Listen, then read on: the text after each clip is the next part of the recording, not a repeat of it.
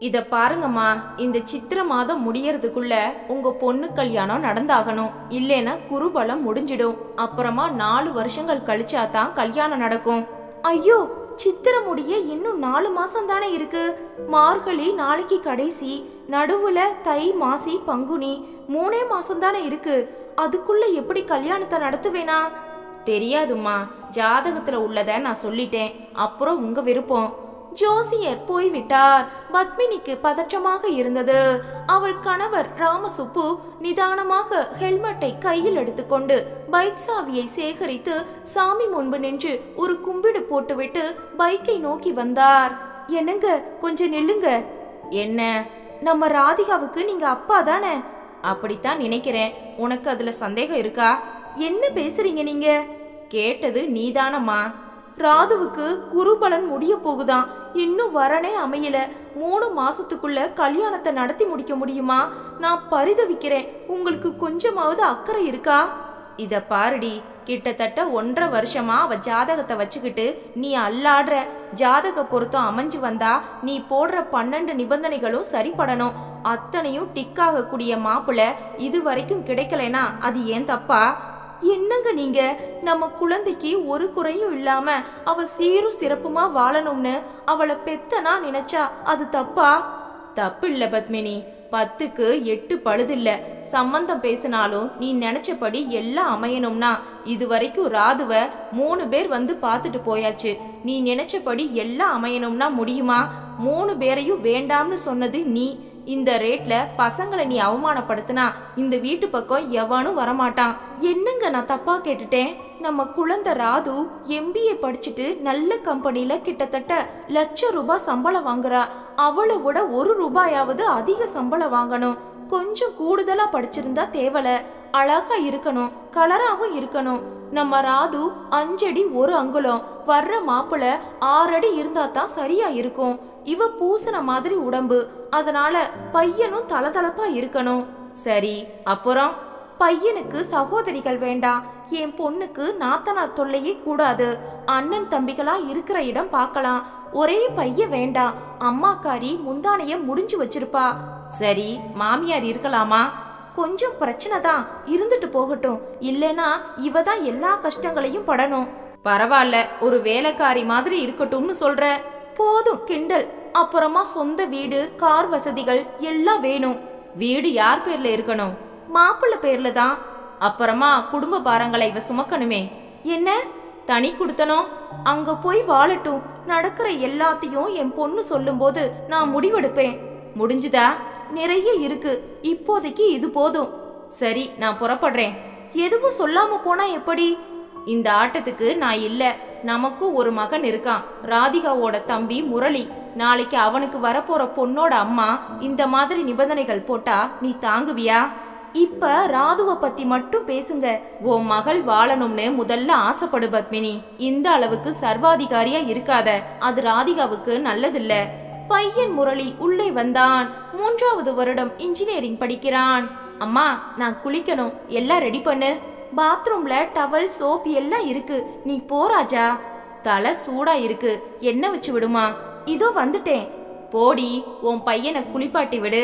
உன் பொண்ணுக்கு சோறு ஊட்டி விடு. 2 பச்சை குழந்தை பாரு. அம்மா, தோ வந்துட்டேன் முரளி. உள்ளே ஓடினாள்.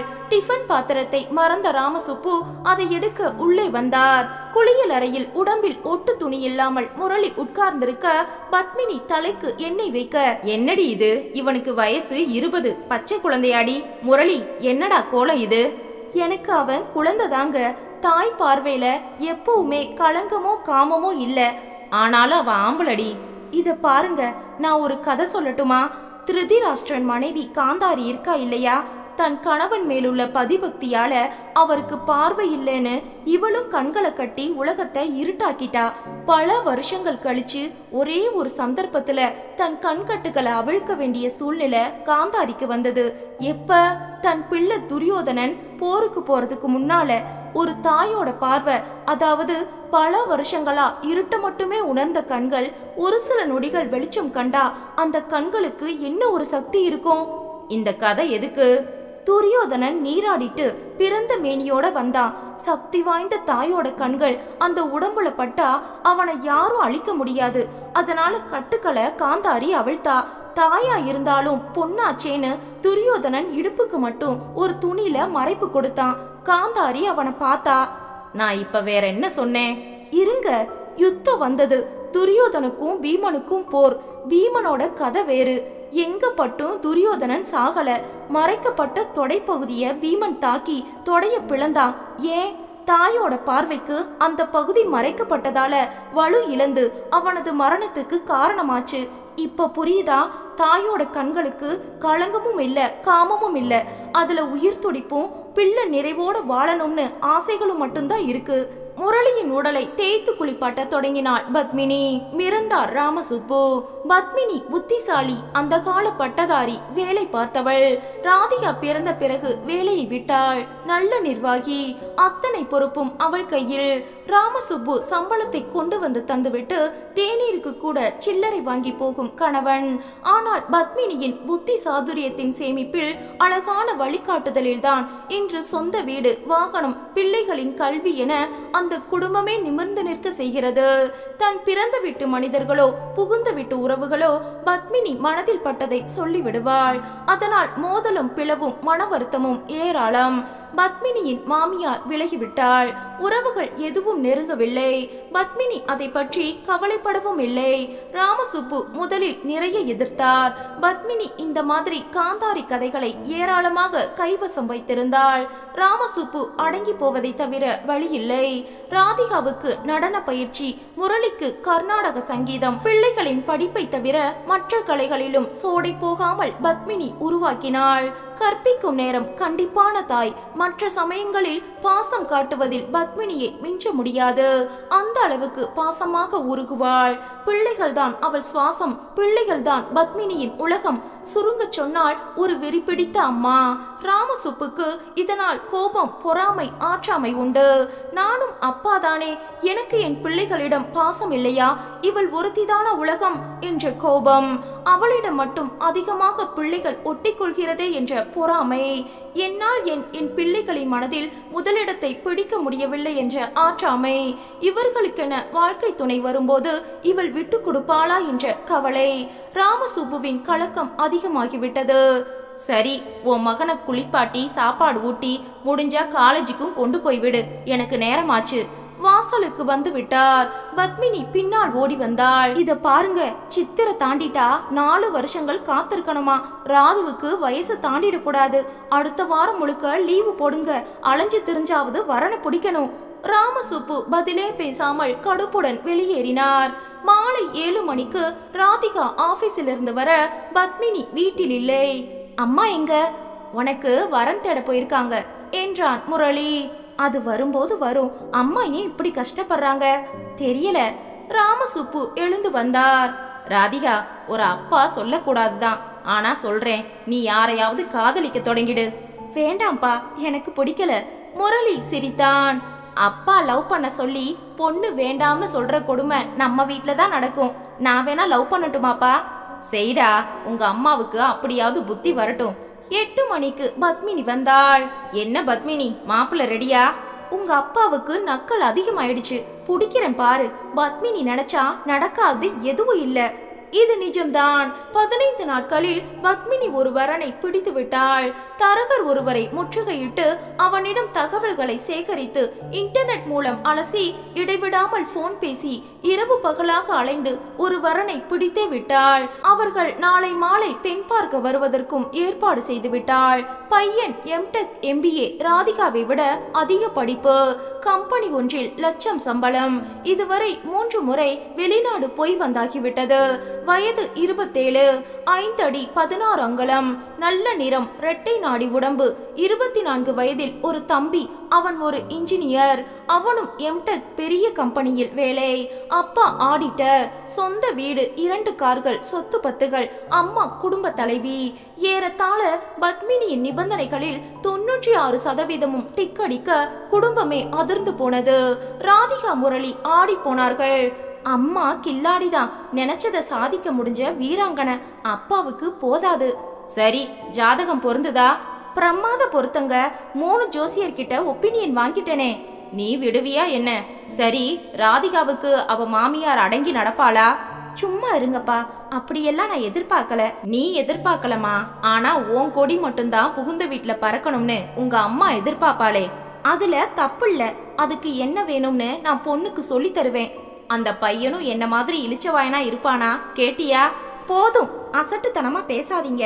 குழந்தை நல்லா இருக்கணும். நம்ம மகள் வாழ்ந்தா சந்தோஷம் நமக்கு தான், அதை புரிஞ்சுக்கங்க. சரிம்மா, நம்ம சந்தோஷம் இன்னொரு குடும்பத்துக்கு துக்கமா மாறக்கூடாது இல்லையா? ராது, முரளி, சாப்பிட வாங்க. உங்க அப்பா மாதிரி ஒரு ஏடா குடத்தை இத்தனை காலம் நான் கட்டி மேய்ச்சதுக்கு எனக்கு நீங்க 2 பேரும் விழா எடுக்கணும். ராதிகா, முரளி சிரித்தார்கள். மதியம் 1 மணிக்கு சாப்பாடு முடிந்தது. மாலை 5 மணிக்கு பெண் பார்க்க வருவதற்காக ஏற்பாடு. பத்மினி, வர்றவங்களுக்கு டிஃபன் தர வேண்டாமா? இப்ப எல்லாம் யாரும் அடுத்த வீட்டுல சாப்பிடுறது இல்ல. சரி, சரவண பவன்ல இருந்து ஸ்வீட்டும் காரமும் வாங்கி வச்சிடலாம். காஃபி வீட்டுல தயாரிச்சிடலாம். பையன், அப்பா, அம்மா, தம்பி 4 பேர் வரலாம். தரகர் போன் செய்தார். அம்மா, பிள்ளை வீட்டுக்காரங்க 14 பேர் உங்க வீட்டுக்கு வர்றாங்க. 14? என்ன தரகரே? அந்த பையன் பிரமோத் தான் தகவல் கொடுத்தான். என்னங்க இது, பெண் பார்க்க 14 பேரா? அக்கம் பக்கத்து வீடுகளை எல்லாம் கூட்டிட்டு வர்றாங்களா? சரியா இல்லையே. சரிடி, வந்தவங்கள வேண்டாம்னு சொல்ல முடியுமா? எதுக்கும் டிஃபனுக்கு ஏற்பாடு செஞ்சுக்கோ. நிச்சயமா சாப்பிட மாட்டாங்க. கல்யாண சித்திரமா இது?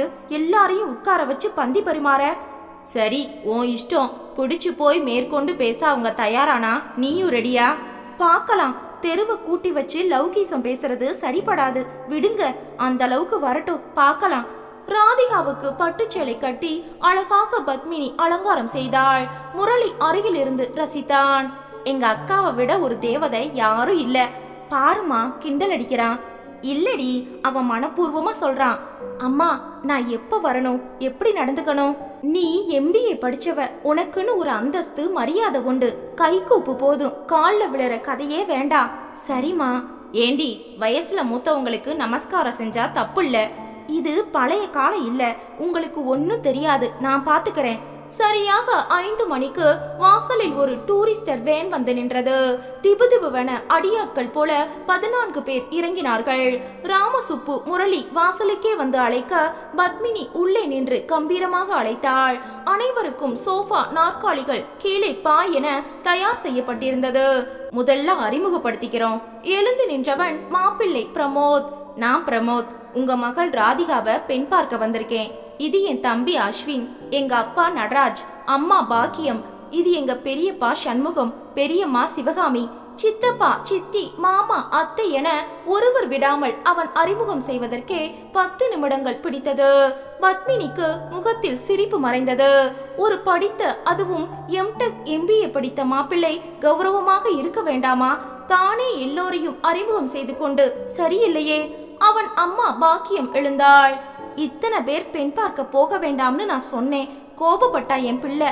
சொந்த பந்தங்கள் இல்லாம எதுவும் நடக்க கூடாதுன்னு தீர்மானமா சொல்லிட்டான். நம்ம ரத்த பந்தங்கள் எல்லாரும் வரலைனா நான் பெண் பார்க்க வரமாட்டேன்னு சொல்லிட்டான். குடும்ப பற்று அவனுக்கு ரொம்ப அதிகம். ராமசுப்பு உற்சாகமாக இருந்தார். ஓரக்கண்ணால் பத்மினியை பார்த்தார். சரி, பெண்ணை வர சொல்லுங்க. பத்மினி உள்ளே வந்தாள். என்னம்மா, இந்த வரன் சரிப்படும்னு எனக்கு தோணல. நான் போட்ட நிபந்தனைகள் டிக், ஆனா எதிர்பாராத பலது நடக்குதே. சரி வா, பிடிச்சா சொல்லு, பிடிக்கலனா கலட்டி விடு. ஒரு கும்பிடு மட்டும் போட்டுட்டு உட்காரு. சரிம்மா. ராதிகாவை பத்மினி அழைத்து வந்தாள்.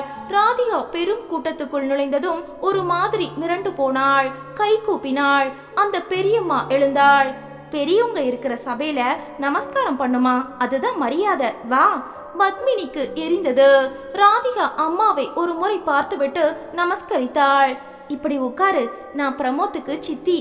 பக்கத்தில் உட்கார வைத்துக் கொள்ள பிரமோத்தின் அம்மா, பெரியம்மா, சித்தி, அத்தை, மாமி, ஒன்றுவிட்ட சகோதரி, பெரியம்மாவின் மூத்த மருமகள் என 7 பேர் கொண்ட மகளிர் அணி ராதிகாவை சுற்றி வளைத்து கொண்டு கேள்விகளை தொடுக்க பத்மினி எரிச்சலின் உச்சிக்கே வந்துவிட்டாள். பெரியப்பா, மாமா வகையராக்களும் கொசுறு கேள்விகளை அவ்வப்போது தூவ பிரமோத்தும் தம்பி அஸ்வினும் இருவரும் மௌனமாக ரசித்துக் கொண்டிருந்தார்கள். சித்தப்பா திரும்பி, பிரமோத், நீ ராதிகா கிட்ட தனியா பேசணுமா? அவசரமே இல்ல, நீங்க எல்லாம் பேசி முடிங்க. முதலில் ராதிகாவுக்கே ஒரு மாதிரி இருந்தது. ஆனால் எந்த ஒரு குசும்பும் இல்லாமல் இயல்பாக தோழமையுடன் கலகலப்பான அவர்களது கேள்விகள் அவளுக்கு பிடித்து போக அவளும் சிரித்தபடி அழகாக பதில் சொன்னாள். என்ன உன் சம்பளம் போன்ற பர்சனல் கேள்விகள் ஒன்று கூட இல்லை. பொதுவாக அவளது ரசனை, அமைதியில் அவளது ஈடுபாடு, அவள் கற்ற நடனம், விடுமுறை நாளில் பொழுதுபோக்கு என யதார்த்தமான கேள்விகள். முரளி, நீயும் வந்து உட்காரு. முரளியும் இந்த ஜமாவில் கலக்க வீடே களை கட்டியது. வயதில் மூத்த அத்தனை உறவுகளும் இளைஞர்களின் மனநிலைக்கு இறங்கி வந்து ருசிகரமாக பேசினார்கள். பிரமோத், இப்ப நீ ராதிகாவை கூட்டிட்டு போய் பேசலாம். தனியா என்ன பேச்சு? அவளை கல்யாணம் செஞ்சுக்க போறவண்டா நீ. ராதிகா என் மனைவி ஆகல, இப்ப தோழி. தனியா பேசுறது எனக்கு பிடிக்கல. மிஸ் ராதிகா, உங்களுக்கு பிடிச்சிருக்கா? பிடிச்சிருக்கு. நான் கேள்விய முடிக்கல. என் குடும்பத்தை உங்களுக்கு பிடிச்சிருக்கான்னு கேட்டேன். நான் பிடிச்சிருக்குன்னு சொன்னது உங்க குடும்பத்தை தான் மிஸ்டர் பிரமோத். அத்தனை பேரும் படபடவன கைத்தட்டி விட்டார்கள். வீடே அதிர்ந்தது. பத்மினிக்கு மட்டும் அங்கு நடப்பது எதுவுமே பிடிக்கவில்லை. பிரமோத் அம்மா பாக்கியம் எழுந்தாள். என் பிள்ளைய உனக்கு பிடிச்சிருக்கா ராதிகா? பிடிச்சிருக்கு. கல்யாணி, அந்த வெள்ளித்தட்டை எடுத்து வெளியே வை. சித்திக்கு உத்தரவிட ஒருத்தி வெள்ளித்தட்டு, அடுத்தவள் அதில் வெள்ளி குங்குமச்சிமிழ், மற்றொருத்தி பட்டுச்சேலை, இன்னொருத்தி நெக்லஸ், தோடு, மூக்குத்தி என அடுக்க தாம்பூலம், இனிப்பு, பல வகைகள் என 12 வரிசை தட்டுகளில் நிரம்ப பத்மினிக்கு எதுவும் புரியவில்லை. என்ன இதெல்லாம்? பிரமோத் உட்பட எங்க குடும்பம் மொத்தத்துக்கும் ராதிகாவை ரொம்ப பிடிச்சிருக்கு. அதுக்கு ஒரு அங்கீகாரம் தந்து இந்த சம்பந்தம் கைகூடணும்னு கடவுளை வேண்டிக்கிட்டு எங்க வருங்கால மருமகளுக்காக நாங்க கொடுக்கிற முதல் வரவேற்பு. ஒவ்வொரு தட்டா வாங்கிக்கோமா. ராமசுப்பு நெகிழ்ந்து போய்விட்டார். கொஞ்சம் இருங்க, மேற்கொண்டு லௌகீகங்கள் எதுவும் பேசாம எப்படி? பத்மினி சொல்ல, மனசுக்கு பிடிச்சாச்சு. வேற எந்த எதிர்பார்ப்பும் எங்களுக்கு இல்ல. பூரண சம்மதம். ஒரு நல்ல நாள்ல நிச்சயதார்த்தம் நடத்தி கல்யாண தேதியை குறிச்சிடலாம். என்ன சொல்றீங்க? தட்டுகளை வாங்கிக்கோ ராதிகா. ராதிகா வாங்கி வாங்கி சோர்ந்து போனாள். எங்க குடும்பத்துல பாசத்துக்கு முதலிடம் தருவோம். ஒன்னா சேர்ந்து கைகோர்த்து வாழணும்னு தான் ஆசைப்படுவோம். அதான் இத்தனை பேர் வந்திருக்கோம். ராமசுப்பு எழுந்தார். என்னாலையும் பத்மினியாலையும் பேச முடியல. பூரிச்சு போய் நிக்கிறோம். எல்லாரும் சாப்பிட்டு தான் போகணும்.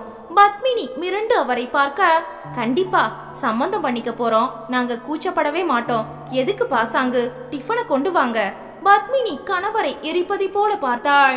மானம் போச்சே என்று உள்ளே குமுறினாள். ஹோட்டல் வேன் வாசலில் வந்து நிற்க அதன் பணியாளர்கள் விறுவிறுப்பாக இறங்கி உணவுப் பொருட்களை அதிவேகமாக உள்ளே கொண்டு வந்தார்கள். விதவிதமான உணவு வகைகள். எல்லோரையும் உட்கார வைத்து இலை போட்டு பரிமாறவே தொடங்கிவிட்டார்கள். ராதிகா, நீயும் என் கூட உட்காரு. பிரமோத்தின் அம்மா பாக்கியம் ராதிகாவை இழுத்து உட்கார வைக்க உள்ளே வந்த பத்மினி குழம்ப ராமசுப்பு அருகில் வந்து சிரித்தார். அவங்க 14 பேரும் வந்து உட்கார்ந்து பேச தொடங்கின நொடியில அந்த குடும்பத்தை நான் கணிச்சிட்டேன். இந்த சம்பந்தம் குதிரும்னு என் உள் மனசு சொன்னதால டிஃபனுக்கு ஆர்டர் கொடுத்துட்டேன். புத்திசாலி பத்மினியோட அசட்டு பொருசை எடுத்த அவசர முடிவு. தப்பில்லையே. பத்மினிக்கு இன்னும் எரிந்தது. முரளியும் அவர்களுடன் உட்கார ராமசுப்புவும் சம்பந்திக்கு பக்கத்தில் உட்கார, ராதிகா, உன் அம்மாவையும் வர சொல்லு. அந்த கூட்டம் மொத்தமும் டிஃபனை ஒரு கை பார்த்து கொண்டிருக்க பத்மினிக்கு ஒரு மாதிரி அருவருப்பாக இருந்தது.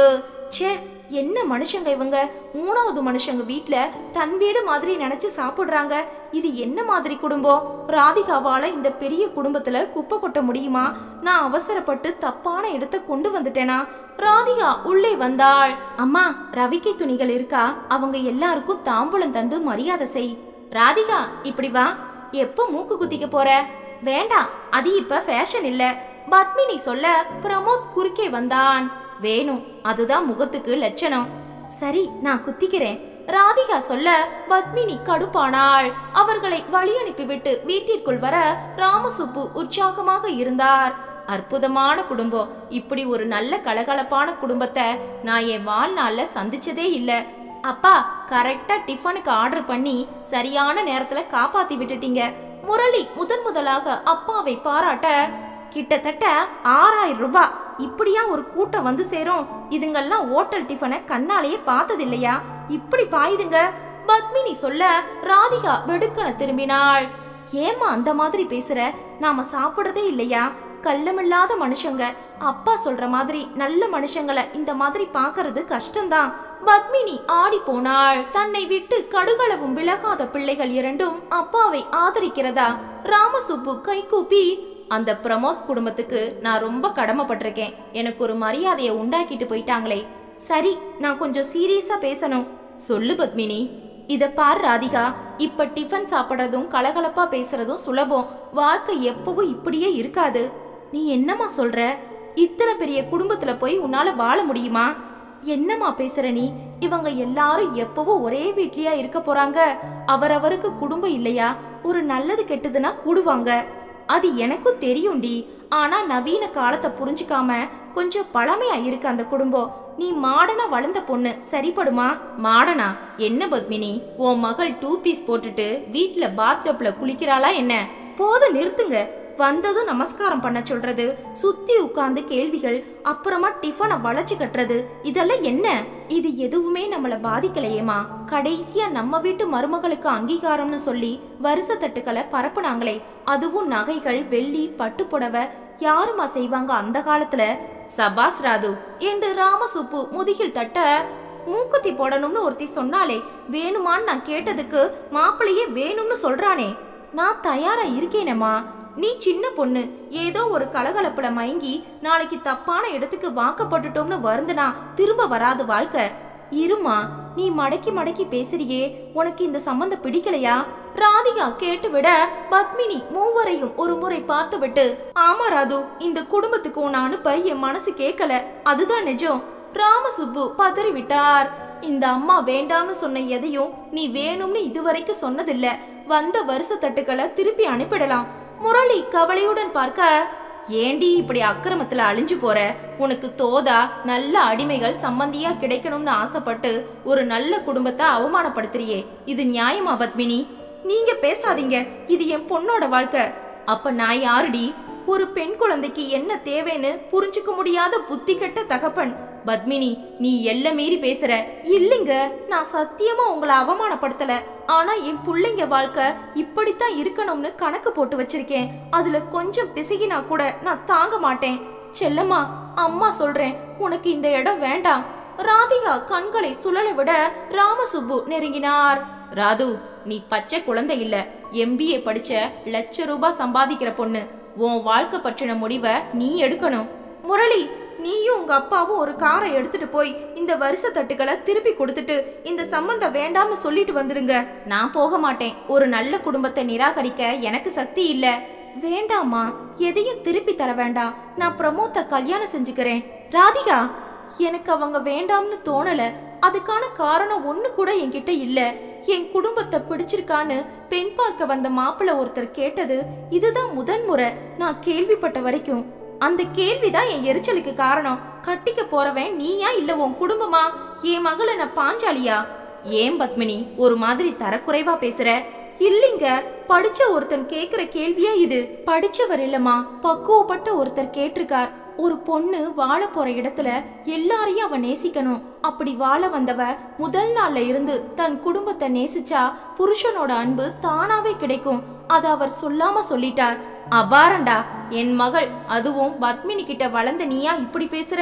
இத்தனை நல்ல சங்கதிகளை எங்கடா ஒளிச்சு வச்சிருந்த என் தங்கமே?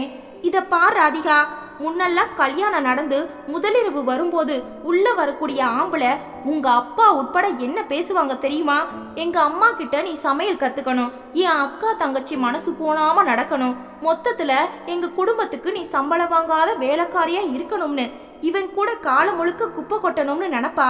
இந்த பிரமோத் கல்யாணத்துக்கு முன்னாலேயே வேலையை தொடங்கிட்டான். அம்மா, இவன் ஒரு நடுத்தர வர்க்கத்து கோல, அம்மா முந்தானையில ஒளிஞ்சுக்கிற ஆம்பளை. இவன் தாலி உன் கழுத்துக்கு இதமா இருக்கும்னு நான் நினைக்கல.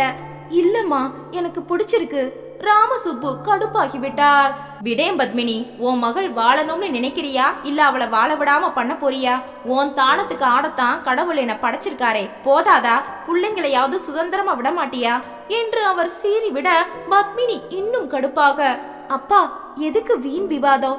ஜோசியர் கிட்ட பேசி அடுத்தது ஆக வேண்டியதை பாருங்க. அம்மா, எனக்கு இந்த குடும்பம் தான் வேணும். நீ என்னடா சொல்ற முரளி? எனக்கு பிடிச்சிருக்குக்கா. ராதிகா உள்ளே வந்து பார்த்தாள். முரளி, பட்டு புடவை 6000 ரூபாடா. வெள்ளித்தட்டும் குங்குமச்சிமிலும் எத்தனை கனமா இருக்கு பாரு. நெக்லஸ், கம்மல் இரண்டையும் எடுத்தாள். ராமசுப்பு வாங்கி பார்த்தார். ஜோடியா 5 சவரன்பா. கிட்டத்தட்ட ஒட்டு மொத்தமா 1.5 லட்சம் செலவழிச்சிருக்காங்க. பெரிய மனசுப்பா. அக்கா உன்னை பிடிக்கும்னு எப்படி நினைச்சாங்க? மனசுல ஒரு கணக்கு ஓடி இருக்கும், தயாரா வந்திருக்காங்க. இத்தனை திட்டம் போட்டு செயல்படுற குடும்பத்துல நிச்சயமா ஒழுங்கு இருக்கும் முரளி. நான் மார்க்கெட் டிவிஷன்ல தானே வேலை பார்க்கறேன். மனோதத்துவ ரீதியா எல்லாத்தையும் கணக்கு போட்டு கொஞ்சம் சென்டிமெண்ட் கலந்து செயல்படுத்தினா வெற்றி காலடியில வந்து நிற்கும். பிசினஸ் ரீதியான சில படிப்புகளை சொந்த வாழ்க்கையில அப்ளை பண்ணி பார்த்தா வாழ்க்கையில ஜெயிக்கிறது சுலப முரளி. ராமசுப்பு பத்மினியிடம் வந்தார். நீ பிள்ளைங்களை படிக்க வச்சது வீண் போகல பத்மினி. அவங்க வர்த்தகம் வாழ்க்கை ரெண்டையும் இணைச்சு அழகா ஒரு கணக்கு போடுறாங்க. பாத்தியா, நீயும் முடிஞ்சா கத்துக்கோ பத்மினி. ஏன்னா நீ புத்திசாலி, நான் எப்பவுமே முட்டாள் தானே. சொல்லிவிட்டு உள்ளே போக பத்மினி கசப்புட நின்றாள். பிரமோத் குடும்பத்தில் அத்தனை பேரும் நிறைவாக இருந்தார்கள். உறவு கூட்டம் மொத்தமும் புறப்பட்டு விட்டது. எல்லோருமே உள்ளூர்காரர்கள் தான். எல்லாரும் இருந்துட்டு போங்களேன் பெரியம்மா. இல்லடா ராஜா, நிறைய வேலை இருக்கு வீட்ல. இப்பவே எதுக்கு கூட்டம் போடணும்? இனி நிச்சயதார்த்தம் கல்யாணம் விருந்துன்னு நிறைய வரப்போகுது. ஒன்னாத்தானே இருக்க போறோம். உனக்கு எல்லாரும் உன் கூடவே இருக்கணும். ராதிகாவுக்கு இது பிடிக்குமா? பிடிக்கும், பிடிக்கணும். அதனால தானே என் குடும்பத்தை பிடிச்சிருக்கான்னு கேட்டேன். அத்தை குறுக்கிட்டாள். அப்படி இல்ல பிரமோத், காலம் மாறுது. இப்ப வர்ற பெண்கள் நிறைய படிச்சு கை நிறைய காசு பாக்குறவங்க, சுதந்திரமா ஒத்தையா வளர்ந்தவங்க. புருஷனை தாண்டி அதிகபட்சமா அவனோட பெத்தவங்களை ஜீரணிக்கிறதே கஷ்டம். அதையும் தாண்டி இத்தனை பெரிய உறவு கூட்டத்தை எதுக்காக ஏத்துக்கணும்? ஓ மனப்போக்க நீயும் கொஞ்சம் மாத்திக்கணும். சித்தி குறுக்கிட்டாள். ராதிகா நல்ல பொண்ணாதான் இருக்கா. அவங்க அப்பா வெகுளி, ஆனா அம்மா காரியவாதி. இல்ல வடிவு, அந்த அம்மாவுக்கு நம்ம சம்பந்தமே பிடிக்கல. என்ன சொல்ற சிவகாமி? பாக்கியம் பதறினாள். முகத்தை நீங்க கவனிக்கலையா நீ? சிரிப்பே இல்ல, கொஞ்சம் கூட ஸ்நேகபாவம் இல்ல. நான் நல்லா கவனிச்சேன். வேற ஒன்னும் இல்ல, கூட்டம் பிடிக்கல, பயப்படுறாங்க. தன் மகள் இந்த கூட்டத்தை தாங்கி நிம்மதியா வாழ முடியுமான்னு கவலைப்படுறாங்க. பிரமோத் குறுக்கிட்டான். இத பாருங்க, புதுசா வர்றது ராதிகாவோ மேனகாவோ. அவளுக்காக உங்களையெல்லாம் இழக்க நான் தயாரா இல்ல. என்னோட என் பந்தங்களையும் சந்தோஷமா ஏத்துக்கிறவதான் எனக்கு மனைவியா முடியும். தம்பி அஸ்வின் புகுந்தான். அதானே, நீங்கெல்லாம் சோத்துக்கு இல்லாதவங்களா? உறவுகளால யாருக்கு என்ன துன்பம்? அண்ணன் சொல்றது சரிதான். சரி அண்ணி, நாங்க புறப்படுறோம். அவங்க கிட்ட இருந்து தகவல் வந்த பிறகு மேற்கொண்டு பேசலாம். கூட்டம் மொத்தமும் 1 மணி நேரத்தில் கலைந்து போனது. எல்லாரும் போனதும் வீடு வெறிச்சோடி கிடக்கு. உறவுகள் இல்லாத வாழ்க்கை என்னமா வாழ்க்கை? காலை குளியல் முடித்து சாமி கும்பிட்டதும் ராதிகா அம்மாவிடம் வந்தாள். அவங்க கிட்ட சம்மதம் சொல்லி நாள் குறிக்க வேண்டாமா நிச்சயத்துக்கு? அவங்க குடும்பத்துக்கு போறதுன்னு நீ முடிவே எடுத்துட்டியா? அதுல சந்தேகமே இல்லம்மா. பத்மினி புறப்படு. பிள்ளைகளை அனுப்பிட்டு நீயும் நானும் போய் நேரடியா பேசிட்டு அவங்கள விட்டே நாள் குறிக்க சொல்லிடலாம். அவங்க ஏன் குறிக்கணும்? உறவுக்காரங்க நிறைய பேர், எல்லா வசதிகளையும் பார்த்துட்டு நாளை குறிக்கட்டுமே. சரி, நீங்க போய் சொல்லிடுங்க. பத்மினி, கல்யாணம் நம்ம பொண்ணுக்கு, நீ வரலனா எப்படி? நான் கல்யாணத்துக்கு வராமலா இருந்தேன்? தேதி குறிக்க சொல்ல நானும் வரணும்னு இல்ல, நீங்க போங்க. ராதிகா முகம் மாறியது. ஏமா, உனக்கு சுத்தமா விருப்பம் இல்லையா? பத்மினி கண்கள் அகட்டி பார்த்தாள். அப்படி சொன்னா நீ வேண்டாம்னு முடிவெடுப்பியா? ராமசுப்பு பதட்டத்துடன் பார்த்தார். இல்லம்மா, இவங்க தான் வேணும்னு நான் முடிவெடுத்தாச்சு. அதுல எந்த மாற்றமும் இல்ல. நீ என் அம்மா, என் மேல உயிரையே வச்சிருக்க. ஆனா எனக்கு ஆச்சரியமா இருக்கு, தன் மகளுக்கு பிடிச்ச ஒண்ணுல ஒரு பாசமான தாய் முழு ஈடுபாடு காட்ட மாட்டாளா? அதிர்ச்சியாக பார்த்தாள் பத்மினி. ராமசுப்பு அருகில் வந்தார். அது உங்க அம்மா சுபாவ ராதிகா. அவளுக்கு பிடிச்சது குடும்பத்துக்கே பிடிக்கணும். அவ வேண்டாம்னா நாமளும் அதை உதறணும். ரொம்ப பேசாதீங்க. பிள்ளைங்க மனசுல என்னை பத்தி கசப்பை ஏத்துறீங்களா? நிச்சயமா இல்ல. சரி, நீ வரலையா பத்மினி? இல்ல, வரமாட்டேன்னு எனக்கு தெரியும். நான் போய் பேசுறேன். என் பொண்ணுக்கு பிடிச்சிருக்கு, அவளுக்கு நான் ஆதரவு கொடுக்கறேன். ராதிகாவுக்கு அதிர்ச்சியாகவே இருந்தது. அப்பா, தெருமுனையில என்னை இறக்கி விட்டுடுங்க, ஆபீஸ் பஸ் வந்துடும். சரிம்மா. அம்மா, நான் போயிட்டு வந்துடுறேன். பத்மினி சரி என்று கூட சொல்லவில்லை. அப்பாவின் பைக்கில் ராதிகா உட்கார தெருமுனைக்கு அவர் வந்தார். அப்பா, அம்மா ஏன் இத்தனை தீவிரமா எதிர்க்கிறாங்க? அவளுக்கு பிடிக்கலனா ஒப்புக்கவே மாட்டாமா, விடு. அம்மாவை தாண்டி இதுல இறங்கலாமாப்பா? என்ன ராதிகா, உன் மனசு சலனப்படுதா? உன்னை பத்தி நான் பெருமைப்பட்டேனே, அது தப்பா? காலம் முழுக்க அம்மா நிழல்லையே இருந்துடுவியா? ஒரு பொண்ணுக்கு எதிரி கல்யாணத்துக்கு பிறகு அவ அம்மாதான்னு சொல்லுவாங்க. நீ அதை நிரூபிக்க போறியா? ஐயோ அப்பா, அப்படி இல்ல. எனக்கு வர்ற புருஷன் அம்மாவுக்கு பிடிக்காம போனா காலம் முழுக்க ஒரு கசப்பு ஊடுருவி நிக்குமே, அது நல்லதாப்பா? இங்கதான் உங்க அம்மா ஜெயிக்கிறா. கொஞ்சம் கூட விட்டு தராம அவ இரும்பா நிக்கிறா, நீ இலகுற. பாத்தியா, இது அவளோட குணாதிசயம். நான் உன்னை கட்டாயப்படுத்தல ராதிகா. உங்க அம்மா விருப்பம்தான் பெருசுன்னு நீ நினைச்சா இப்பவே சொல்லிடு. உங்க சம்பந்தம் வேண்டாம்னு அவங்க கிட்ட சொல்லிட்டு வந்துடுறேன். இல்லப்பா, அப்படி நான் சொல்லல. பத்மினியை ஜெயிக்க இனிமே ஒருத்தர் இந்த பூமியில பிறக்கணும். நீ புறப்படு. ஒரு நாள் விட்டு நான் யோசனை பண்ணின பிறகு போறேன். அவர் கோபமாக நடக்க, அப்பா நில்லுங்க. என்னம்மா, நேத்திக்கு நான் பட்ட சந்தோஷங்கள் அத்தனையும் களைஞ்சு போச்சே. நீ MBA படிச்சு ₹1,00,000 சம்பாதிச்சு என்ன லாபம்? அம்மாவோட மயக்கத்துல இருந்து எப்ப நீ விடுபட போற? அவ சொல்ற இடத்துக்கு நீ கழுத்தை நீட்டு, நான் வர்றேன். பைக்கை ஸ்டார்ட் செய்தார். அப்பா இருங்க. சொல்லு ராதிகா. பிரமோத்தை கல்யாணம் செஞ்சுக்க எனக்கு பூரண சம்மதம். அவங்க குடும்பத்தையும் எனக்கு பிடிச்சிருக்கு. நிஜமா? இதுல பொய்யே இல்லப்பா. தேங்க்யூமா. நான் போய் சம்மதம் சொல்லி நிச்சயத்துக்கு தேதி குறிக்க சொல்றேன். அப்பா இனியும் என்னம்மா? உங்க கூட அவங்க வீட்டுக்கு நானும் வரட்டுமா? நீ ஆபீஸ்க்கு போக வேண்டாமா? 1 மணி நேரம் பர்மிஷன்ல போகலாம்ப்பா, தப்பு இல்ல. நான் வரலாம் இல்லையா? இன்னும் நிச்சயமாகலையே. நட்பு முறையில தப்பே இல்லம்மா. எனக்கு சந்தோஷமா இருக்கு. வா, வண்டியில ஏறு. அவங்களுக்கு ஸ்வீட்ஸ் பழங்கள் எல்லாம் வாங்க வேண்டாமா? என்ன வேணும்னாலும் வாங்கிக்கோ. இருவரும் மார்க்கெட்டில் புகுந்து பழங்களை அள்ளி கொண்டார்கள். முந்திரி ஸ்வீட், காரம் என நிறைய வாங்கினார்கள். பூ வாங்கி கொண்டாள் ராதிகா. என் பொண்ணுக்கு எல்லாம் தெரிஞ்சிருக்கே. தெரியணுமேப்பா, பெரிய குடும்பத்துல வாழ போறேனே. உனக்கு பயமா இருக்காமா? எதுக்குப்பா? அங்க உள்ளவங்களும் மனுஷங்க தானே. அப்பா, நான் MBA படிச்சுட்டு மார்க்கெட்டிங் டிவிஷன்ல இருக்கேன். மனுஷங்களை படிக்க எனக்கு ஓரளவு தெரியும். நிறைய பேரோட புழங்கி பழகுன காரணமா என்ன ஓட்டங்களை புரிஞ்சுக்கவும் அனுசரிக்கவும் முடியும்பா. நீங்க கவலையே படாதீங்க. போலாமாமா? பைக் புறப்பட்டது. 1/2 மணி நேரத்தில் பிரமோத் வீட்டை கண்டுபிடித்து வாசலில் பைக் நிற்க நடராஜன் பார்த்து விட்டார். பாக்கியம், இப்படி வா. யார் வந்திருக்காங்க பாரு. பாக்கியம் வெளிப்பட்டாள். அட, ராதிகாவும் வந்திருக்காளே, நம்ப முடியலையே. பிரமோத், அஸ்வின் இருவரும் வர ராமசுப்பு ராதிகா நுழைய, இருமா ஆரத்தி கரைச்சி எடுத்துட்டு வர்றேன். அம்மா, என்ன இது? அவ உங்க வீட்டு மருமகள் ஆகல இன்னும். எங்க மனசை பொறுத்த வரைக்கும் ஆயாச்சு. எங்க மருமகள் எங்க வீட்டுக்கு வந்திருக்கா. ஆரத்தி எடுத்து வலது கால் வச்சுதான் வரணும். இன்னைக்கு வளர்ப்பிற பஞ்சமி முகூர்த்த நாள். மகாலட்சுமி தற்செயலா வந்தாலும் வேலை எப்படி அமைஞ்சிருக்கு பாத்தீங்களா? குடும்பமே பூரித்து போனது. பாக்கியம் ஆரத்தி எடுத்தாள். வலது காலை எடுத்து வச்சு வாராதிகா. ராதிகா தன் அழகான மருதாணி பூசிய வலது காலை உள்ளே மிருதுவாக பதிக்க அஸ்வின் படபடவன கைத்தட்ட பாக்கியம் அவளை அணைத்து முத்தமிட்டாள். அம்மா, பால் பழமெல்லாம் உண்டா? பிரமோத் கேட்க, எல்லாம் உண்டுடா, உட்கார் ராதிகா. அப்பாவும் மகளும் திணறி விட்டார்கள். அப்படி ஒரு உபசரிப்பு. அம்மா, உங்ககிட்ட பேசி நீங்களே நிச்சயத்துக்கு நாள் குறிங்கன்னு சொல்லத்தான் வந்தோம். ராமசுப்பு கூற ராதிகா குறுக்கிட்டாள். அப்பா அம்மா வர்றதா இருந்தாங்க, நானும் வர்றேன்னு சொன்னேன். 3 பேரா நல்லதுக்கு போக வேண்டாம்னு சொல்லி அம்மா என்ன அனுப்பிட்டாங்க. சந்தோஷம்மா. 2 பேரும் டிஃபன் சாப்பிடுங்க.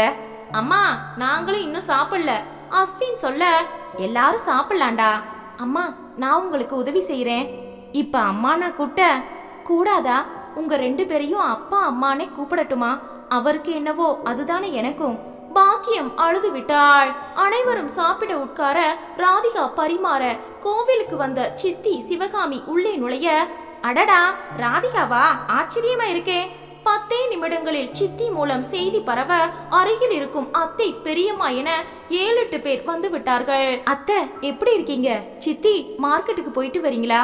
ராதிகா கலகலவன பேச குடும்பமே ஒரு மாதிரி பூரித்து நின்றது. பிரமோத் சகலமும் ரசித்தான்.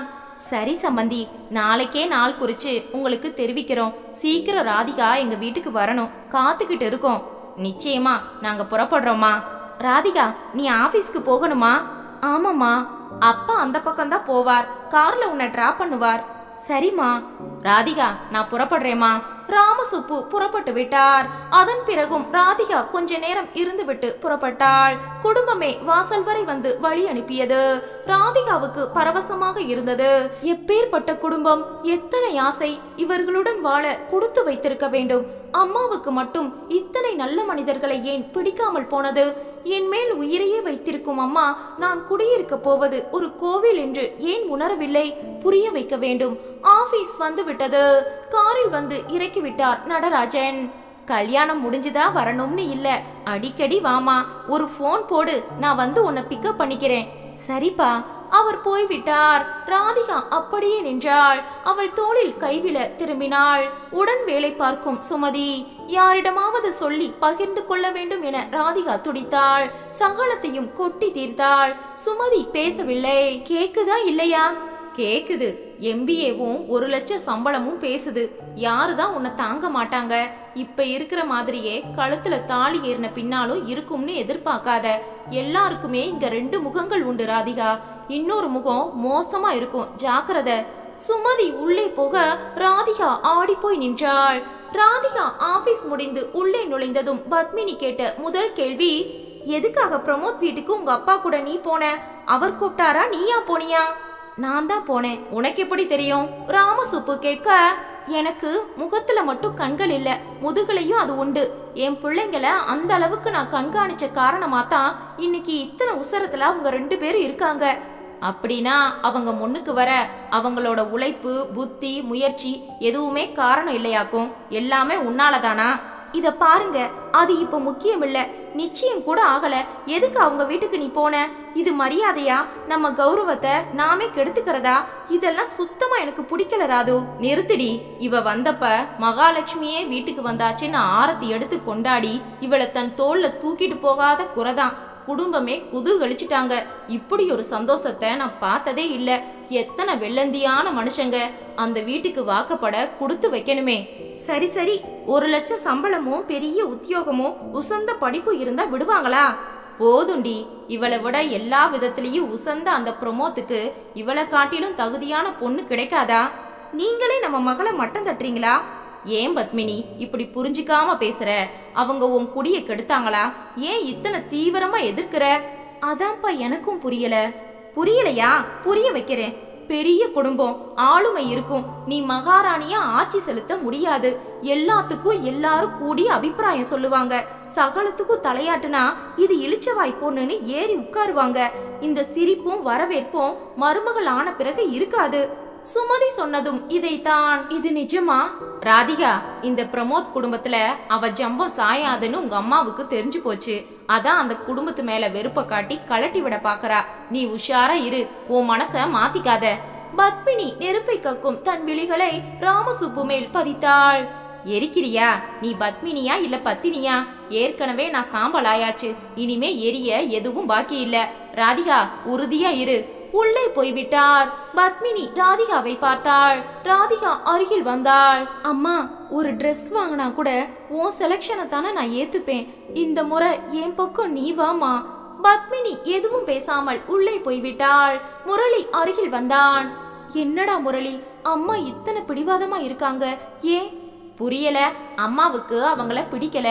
ஏன்னு குறிப்பா காரணம் சொல்ல தெரியல.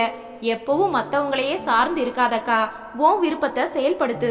இவர்கள் பேசுவதை பத்மினி மறைந்து நின்று கேட்டாள்.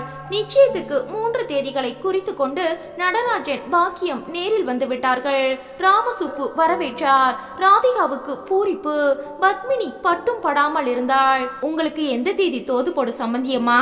பாக்கியம் கேட்க, இன்னும் சம்பந்தி ஆகலையே. என் பொண்ணுக்கு ஒரு தேதி இடைஞ்சல், 3வது தேதி சரியா இருக்கும். நிச்சயதார்த்தம் எங்க செலவுல நடக்கட்டும். பாக்கியம் சொல்ல, எதுக்கு? பெண் வீட்டுல நடத்துறதுதான முறை. ராமசுப்பு சொன்னார். அத நாங்க மறுக்கல. நம்ம மனசுதான காரணம். நாங்க நடத்தலாம்னு நினைக்கிறோம். இப்படி செய்யலாமா? நிச்சயம், கல்யாணம் எல்லாத்தையும் பாதி பாதியா பங்கிட்டுக்கலாமா? ராமசுப்பு கேட்க, நாங்க தயார். இனி வரப்போற காலத்துல எல்லாரும் சமந்தான். பாரங்களை பெண்களை பெத்தவங்க மட்டும் சுமக்க கூடாது. இது நல்ல யோசனை. அப்படின்னா 4 பேர் சேர்ந்து உட்கார்ந்தே பட்ஜெட் போடலாம். ஆகுற செலவை ஆளுக்கு பாதியா பங்கு போட்டுக்கலாம். பெரும்பாலும் இதை பேசியது நடராஜன், பாக்கியம். இங்கே ராமசுப்பு, சம்பந்தியம்மா எதுவுமே பேசல. இதுல விருப்பம் இல்லையா? அப்படியெல்லாம் இல்ல. உங்க ஆட்கள் கல்யாணத்துக்கு எத்தனை பேர் வருவாங்க? பத்மினி கேட்க, சொந்த பந்தம், அக்கம் பக்கம், நட்பு, பசங்க 2 பேரோட ஆபீஸ், வெளிவட்டார நண்பர்கள் எல்லாரும் சேர்ந்து 1000 பேர் இருக்கலாம். பத்மினி வாயை பிளந்தாள். எங்க ஆட்கள் அதிகபட்சம் 300, உங்க பக்கம் அதுல 3 பங்கு. செலவை சரிபாதியா பங்கு போட்டா எப்படி? நடராஜன் பாக்கியம் முகம் சுருங்கி விட்டது. பாக்கியம் சட்டென சிரித்தாள். நியாயமான கேள்வி, அதுக்கு தான் மொத்த செலவையும் நாங்க ஏத்துக்கிறோம்னு சொன்னோம். அது எப்படிங்க? நாங்க இல்லாதப்பட்டவங்களா? உங்களை செலவழிக்க விட்டுட்டு கட்டுன சேலையோட வர எங்க ராதிகா ஒண்ணு இல்லாதவ இல்லையே. ராமசுப்பு பதறிவிட்டார். என்ன பத்மினி மாத்தி மாத்தி பேசுற? எதுக்குமே நீ ஒத்து வர மாட்டியா? என்ன சொல்றீங்க? இப்படி எல்லாத்துக்கும் நான் தலையாட்டணும்னு சொல்றீங்களா? அவர்களுக்கு முன்னால் புருஷன் என்றும் பாராமல் பத்மினி பேசிவிட ராமசுப்பு அவமானத்தில் முகம் சுருங்க ராதிகா டென்ஷன் ஆகிவிட்டாள். நீ உள்ள வாமா. எதுக்கடி என்ன வாய பொத்தி எதுவும் பேசாதன்னு சொல்ல போறியா? ஐயோ இல்லம்மா. சம்மந்தியம்மா கோபப்படாதீங்க, எதையும் பேசி தீர்த்துக்கலாம். அது எனக்கும் தெரியும். என் மகள் கல்யாணத்தை சுதந்திரமா நான் நடத்தணும். உங்க அபிப்பிராயம் கேட்டு பட்ஜெட் போட வேண்டிய அவசியம் என்ன? அப்படி நாங்க சொல்லலையே. பரஸ்பரம் பேசி முடிவெடுக்க நாங்க தயாரா இருக்கோமே. வேண்டாங்க, நீங்க ஊரை கூட்டிட்டு வருவீங்க, கண்டவங்களுக்கெல்லாம் நான் தலையாட்டணும். நடராஜன் விசுக்கன எழுந்தார். யாரும் கண்டவங்க இல்லம்மா, எங்க ரத்த பந்தங்கள் தான். அதுல எனக்கு என்னங்க? அம்மா நீ என்ன பேசுற? நான் வாழ போற இடம் அது. அதனால நான் எல்லாத்துக்கும் தலையாட்டணுமா? வேண்டா ராதிகா, இப்பவே விவாதங்களும் விமர்சனங்களும் அதிகமாகுது. வார்த்தைகள் பிசகிட்டா இப்ப தள்ளி நின்னு பேசலாம். உன் கழுத்துல தாலி ஏறிட்டா மாட்டிப்போம். பத்மினி நீ என்ன சொல்ல வர்ற? மனசுக்கு பிடிக்காத இந்த இடத்துல என் மகளை கொடுக்க நான் தயாரா இல்ல. நடராஜன் பாக்கியம் அதிர்ந்து போனார்கள். கொஞ்சம் இருங்க. பத்மினி உள்ளே போனாள். அவர்கள் தந்த வரிசை தட்டுகளை எடுத்து வந்து அடுக்கினாள். நன்றிங்க, எடுத்துட்டு போயிடுங்க. பத்மினி, ராமசுப்பு அலறினார். அம்மா எனக்கு இந்த குடும்பத்தை பிடிச்சிருக்குமா? இருடி, பிரமோத்தை நீ பல மாசங்களா காதலிச்சியா? இந்த குடும்பத்தை எத்தனை வருஷங்களா உனக்கு பிடிக்கும் சொல்லுடி. மனசு ஈடுபட ஒரு நாள் போதுமேமா. உன்னை பெத்து 24 வருஷங்களா வளர்க்குற என்னை விட இவங்க உனக்கு உசத்தியா? சொல்லு. ஆமாம்னா இப்பவே நீ போயிடு. ஊரை கூட்டி எதுக்கு கல்யாணம்? பத்மினி இது காட்டு மிராண்டித்தனம். நீங்க பேசாதீங்க. என் மகளோட வாழ்க்கை என் விருப்பப்படிதான் அமையும். நடராஜன் பாக்கியம் இருவரும் எழுந்து விட்டார்கள். நாங்க புறப்படுறோம். இந்த வருஷத்தட்டுகளை எடுத்துட்டு போங்க. மன்னிக்கணும், கொடுத்ததை திரும்ப வாங்குற பழக்கம் எங்களுக்கு இல்ல. மத்தவங்க பொருள் இலவசமா எங்களுக்கும் வேண்டாம். நீங்க ஏன் இப்படி இருக்கீங்க? ஒரு நல்ல குடும்பத்துல உங்க மகள் வாக்கப்படுறத நீங்களே ஏன் தடுக்கிறீங்க? ஒரு நல்ல தாய்க்கு இது அழகா? என் மகளை எங்க கொடுக்கணும்னு நான் தீர்மானிக்கணும். ஒரு நல்ல தாயா நான் இல்லைனா என் மகள் இத்தனை உயரம் வளர்ந்திருக்க மாட்டா. நீங்க போகலாம். அம்மா கொஞ்சம் உள்ள வாமா. இல்ல ராதிகா, எல்லாம் முடிஞ்சு போச்சு. அவர்கள் இருவரும் நொந்து போய் அந்த தட்டுக்களை எடுத்து கொண்டார்கள்.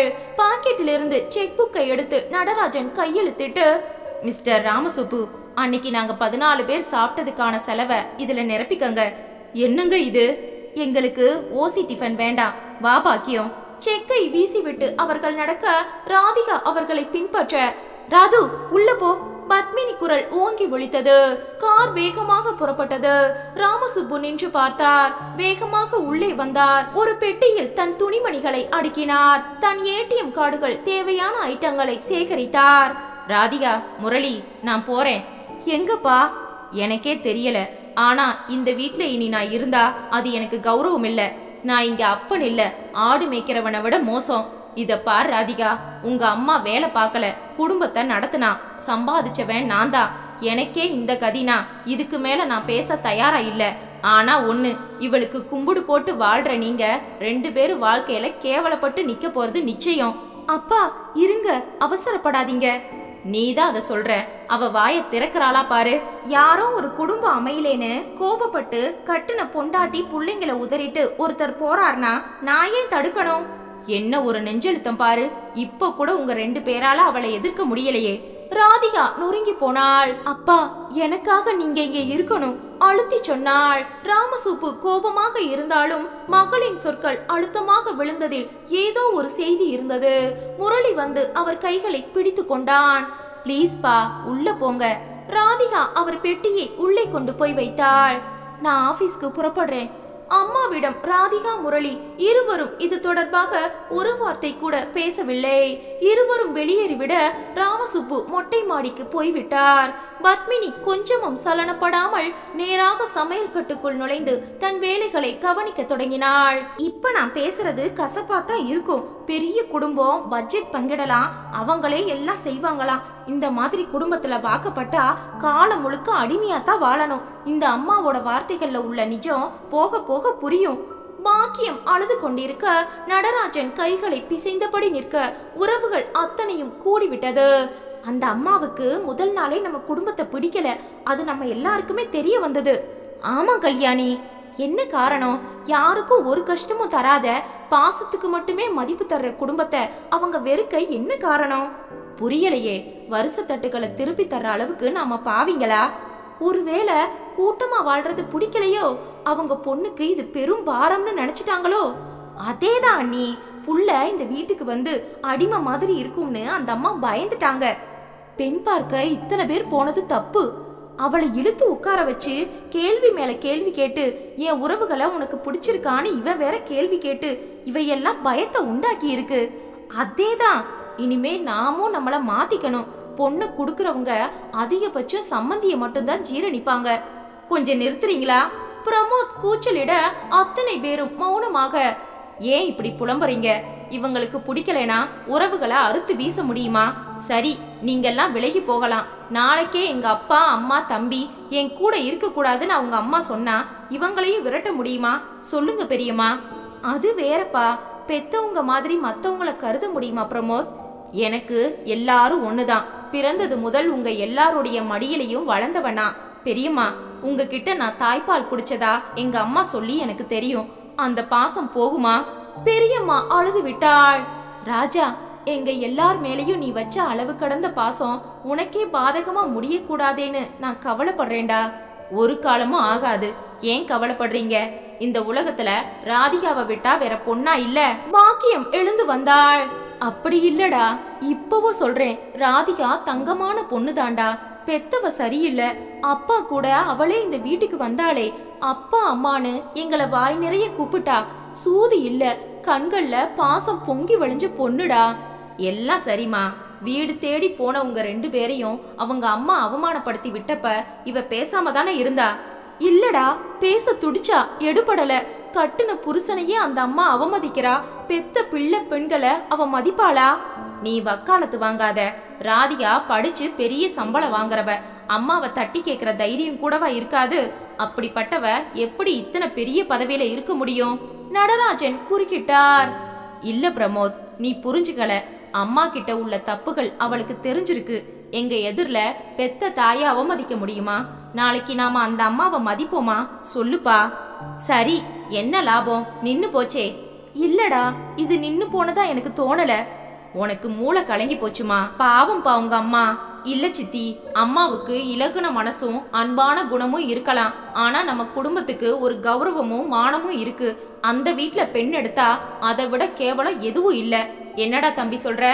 நீ சொல்றது சரிதான்.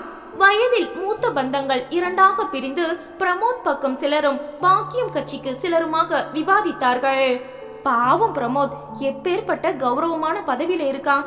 அவனுக்கு இப்படி ஒரு அவமானத்தை உண்டாக்குன அந்த பத்மினிய கடவுள் தான் தண்டிக்கணும்.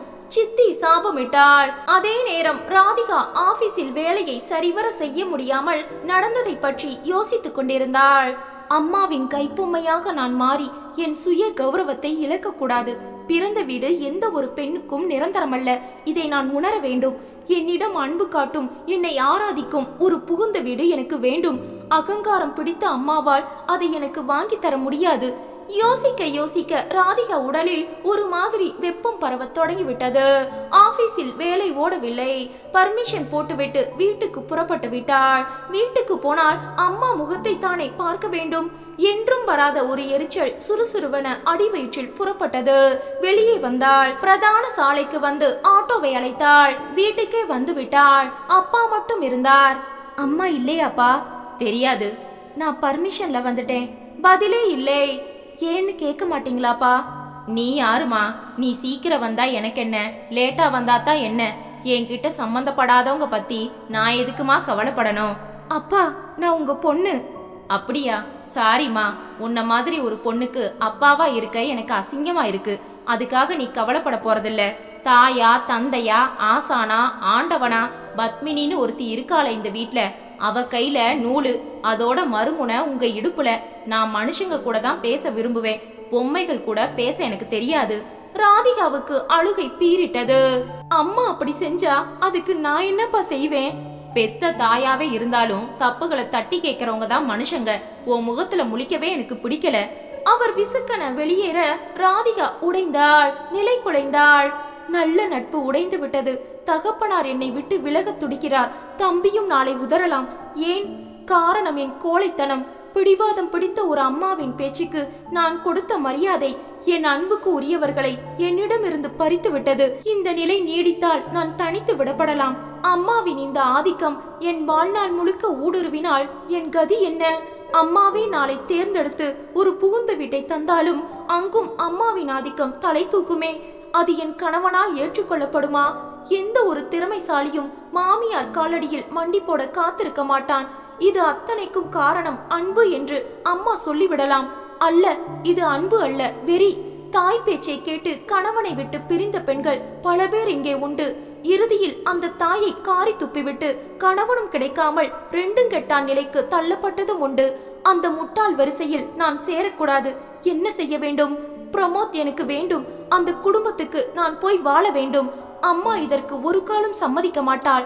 அம்மாவால் அவமானப்பட்ட அவர்கள் திரும்பவும் அம்மாவை அழைத்தால் கூட ஏற்றுக்கொள்ள மாட்டார்கள். பிறகு எப்படி? என்ன செய்ய வேண்டும்? யாரிடம் கேட்பது? முரளி என் தம்பிதான் சரியான ஆள். என்னை போல அவனும் அம்மாவுக்கு கட்டுப்பட்டாலும் வெளிப்படையாக பேசும் துணிச்சல் உள்ளவன். தனக்குள் தோன்றும் சிந்தனைகளை ராதிகா அவசரமாக வரிசைப்படுத்த தொடங்கினாள். மாலை 6 மணிக்கு கடற்கரையில் மணலில் உட்கார்ந்திருந்தார்கள் ராதிகாவும் முரளியும். சொல்லுக்கா. முடியலடா முரளி, அம்மாவோட கட்டுக்குள்ள நாம 2 பேருமே இருக்கோம். அந்த மிதமிஞ்சின பாசம் நேத்து வரைக்கும் நமக்கு சுகமா இருந்தது. இப்ப அது சுமையா இருக்குடா முரளி. முரளி பேசவில்லை. எனக்கு பிரமோத், அவரோட பெத்தவங்க, அந்த குடும்பம் 3 ரொம்ப பிடிச்சிருக்கு. அங்க போனா நான் சந்தோஷமா வாழ்வேன்னு உறுதிடா முரளி. நீ அதை அப்பவே எதிர்த்திருக்கணும்க்கா. மத்தவங்க முன்னால பெத்த அம்மாவை அவமானப்படுத்துறது தப்புன்னு இருந்துட்டேன் முரளி. அதனால அந்த குடும்பம் அவமானப்பட்டதே. கண் முன்னால நாம அவமானப்பட்டோம். அதை பார்த்துட்டு ராதிகா பேசாம இருந்தாலே அவ நம்ம குடும்பத்துக்கு வேண்டாம்னு அவங்க முடிவுக்கு வந்திருப்பாங்களேக்கா. ஆமாண்டா முரளி. அக்கா, நான் ஒன்னு சொல்லட்டுமா? உனக்கு அந்த குடும்பம் தான் வேணும்னா அவங்க கிட்ட அம்மா வந்து மன்னிப்பு கேட்கணும். அப்பதான் உன்னை அவங்க ஏத்துப்பாங்க. அது ஒரு காலம் நடக்காதுடா. நடக்காதுன்னா அம்மாவை நீ உதறணும். உதறிட்டு அவங்க தான் எல்லாம்னு அவங்க காலில் விழணும். இத சொல்ல உனக்கு துணிச்சல் இருக்கா? ராதிகா வீசும் அலைகளை உற்று பார்த்தாள். உன்னை விட எனக்கு தான் பிரச்சனை அதிகம். பச்சை குழந்தை மாதிரி என்ன குளிப்பாட்டி விடுறாங்க. அந்த ஸ்பரிசம் எனக்கு பிடிச்சிருக்கு. அந்த மடியும் அந்த மாரோட கதகதப்பும் இப்பவும் என்ன பச்சை குழந்தையா வச்சிருக்கு. ஆனா எனக்குன்னு ஒருத்தி வரும்போது புயல் வெடிக்கும். அப்ப எனக்கு தைரியம் சொல்லி வெறி பிடிச்ச ஒரு அம்மா கிட்ட இருந்து என்ன மீட்க போறதே நீதான். அதனால தைரியமா கால் எடுத்து வெளியே வை. முதல்ல அம்மா கிட்டயே பேசு. எதுக்கும் மசியலைனா முடிவெடு. சரி முரளி, சஞ்சலப்பட்ட என் மனசுக்கு ஒரு தெளிவை நீ உண்டாக்கிட்ட. சந்தோஷண்டா. ராதிகா மனதிற்குள் ஒரு திடம் வந்து உட்கார்ந்தது. இருவரும் சாலையை நோக்கி நடந்தார்கள். ராதிகா முரளி இருவரும் முகம் கழுவி கொண்டு வர, சாப்பிட வர்றீங்களா பசங்களா? பசிக்கலமா. மணி 8:30டா முரளி. எப்பவுமே நீங்க 2 பேரும் சாப்பிடுற நேரம் தானே. சூடா பூரி போட்டு தர்றேன். கொஞ்ச நேரம் போகட்டும். நீ இப்படி வாமா, உன் கூட கொஞ்சம் பேசணும். என்ன ராதிகா? முரளி, அப்பாவை கூட்டிட்டு வா. மொட்டை மாடியில் இருக்கும் அவரை பலவந்தமாக முரளி பிடித்தெழுத்து வந்தான். என்ன ராதிகா? அம்மா, எல்லாருமே அவங்க மனசுக்கு பிடிச்ச வாழ்க்கைய வாழ்ந்தாதான் அதுல ஒரு அர்த்தம் இருக்கும் இல்லையா? எனக்கு பிரமோத்தை, அவர் குடும்பத்தை பிடிச்சிருக்கு. அவரையே எனக்கு கல்யாணம் செஞ்சு வை. பத்மினி முகம் மாறியது. பைத்தியமா உனக்கு? அதுதான் இல்லேன்னு ஆயாச்சே. உன்னை பொறுத்த வரைக்கும் அப்படி நினைக்கலாம். எனக்கு அப்படி ஆகலமா. உளராத. அந்த குடும்பம் வேண்டாம். வேணுமா? எனக்கு வேணும். நீ உதறக்கூடிய அளவுக்கு அவங்க உனக்கு எந்த துரோகத்தையும் செய்யலமா. போதும் ராதிகா. உன்னை பெத்தவனா? உனக்கு எது நல்லது எது கெட்டதுன்னு எனக்கு தெரியும். பேசாம இரு. நிறுத்துமா. நான் பச்சை குழந்தை இல்ல, பெரிய பதவியில இருக்கேன். எனக்குன்னு ஆசைகள், விருப்பு வெறுப்புகள், தீர்மானங்கள் எல்லாமே இருக்கும். நான் சந்தோஷமா வாழ எது வேணுமோ அதுக்கு நீ சம்மதிக்கணும், புரியுதா? மிரட்டுறியா? இல்லம்மா, அத நீதான் செஞ்சுக்கிட்டு இருக்க. உன் மகள் சந்தோஷமா இருக்கணும்னு நீ நினைச்சா பிரமோத் குடும்பத்துக்கு என்ன அனுப்பு. எனக்கு உடன்பாடு இல்ல. ஏமா இப்படி பிடிவாதம் பிடிக்கிற? என் மனசுக்கு பிடிக்கல. வாழ போறது நீ இல்ல, எனக்கு அவங்கதான் வேணும். இந்த அளவுக்கு நான் சொல்லியும் நீ கேட்கலனா என்ன உதறிட்டு போ. அப்ப கூட அந்த குடும்பத்துக்கு என்ன அனுப்ப மாட்டேன்னு நீ சொல்ற. ஆமா ராதிகா, இதுதான் உங்க அம்மா சுபாவம். அவளுக்கு பிடிக்கலனா உலகமே தலைகீழா புரண்டாலும் அவ ஒப்புக்க மாட்டா. நான் பல விஷயங்கள்ல என் விருப்பங்களை காவு கொடுத்துட்டு மறத்து போய் வாழ்ந்துகிட்டு இருக்கேன், தெரியுமா? புள்ளைங்க மனச கலைக்கிறீங்களா? அம்மா, கடைசியா கேக்குறேன், அவங்க கிட்ட நீ மன்னிப்பு கேட்டுட்டு உன் மகளுக்காக அந்த குடும்பத்தோட என்ன சேர்த்து வப்பியா மாட்டியா? மன்னிப்பா? நானா? சான்ஸே இல்ல. அவங்க உனக்கு வேண்டாம். பத்மினி எழுந்து போய்விட ராதிகா முகத்தில் அனல் வீசியது. இத்தனை பிடிவாதமும் ஆணவமும் அகங்காரமும் உள்ள ஒரு அம்மாவா? கணவனும் பெற்ற பிள்ளைகளும் என்றும் தன் சொல்லுக்குள் அடங்க வேண்டும், அதற்கு பேர் பாசம் என தப்பு கணக்கு போட்ட ஒரு வெறிபிடித்த தாய் இந்த கணக்கை உடைக்க வேண்டும். அப்பாவிடம் வந்தாள், குரலை தலைத்து கொண்டாள். நாளைக்கு நீங்க, நான், முரளி பிரமோத் வீட்டுக்கு காலையில 8 மணிக்கு போறோம்பா. ப்ளீஸ் எனக்காக வாங்க, வழியில பேசிக்கலாம். நான் ஃபோன் பண்ணி சொல்லிடுறேன். சரிம்மா. நேராக மொட்டை மாடிக்கு வந்தாள். டயல் செய்தாள். ஒரு இடைவெளிக்கு பிறகு பாக்கியம் எடுத்தாள். பாக்கியம் பேசுறேன். அம்மா, நான் ராதிகா பேசுறேன். எந்த ராதிகா? உங்க மருமகள் ராதிகா. பாக்கியத்துக்கு சந்தோஷ ரத்தம் உச்சந்தலை வரை பாய்ந்தது. நீ என்னம்மா சொல்ற? நாளைக்கு காலையில 8 மணிக்கு நான், அப்பா, தம்பி 3 பேரும் நம்ம வீட்டுக்கு வர்றோம். தயவு செஞ்சு அப்பா, பிரமோத், அஸ்வின் நீங்க 4 பேரும் இருங்க. கோவப்பட்டு யாரும் வெளியில போயிட வேண்டாம். சரிம்மா. நேர்ல நான் வந்து உங்க கால்ல விழறேன். போன்ல இப்ப மன்னிப்பு கேட்டுக்கிறேன். என்ன உதறிடாதீங்கம்மா. அழுது விட்டாள். பாக்கியத்தால் தாழ முடியவில்லை. என் கண்ணே, நீ வருவேன்னு என் உள் மனசுல ஒரு நம்பிக்கை இருக்கு. தேங்க்யூமா. போனை அணைத்தாள். நிம்மதியாக இருந்தது. அம்மா வெறுக்கவில்லை. இத்தனை அவமானப்பட்டும் நம்பிக்கை வைத்த ஒரு தாய். தாழ்ந்த குரலில் அப்பாவிடம் விவரம் சொன்னாள் ராதிகா. எனக்கு உன் அணுகுமுறை பிடிச்சிருக்குமா, ஆனா இதுல நிறைய சிக்கல் இருக்குமா. எனக்கு அதெல்லாம் புரியுதுப்பா. ஆனா என்ன வந்தாலும் எதிர்கொள்ள நான் தயாரா இருக்கேன்.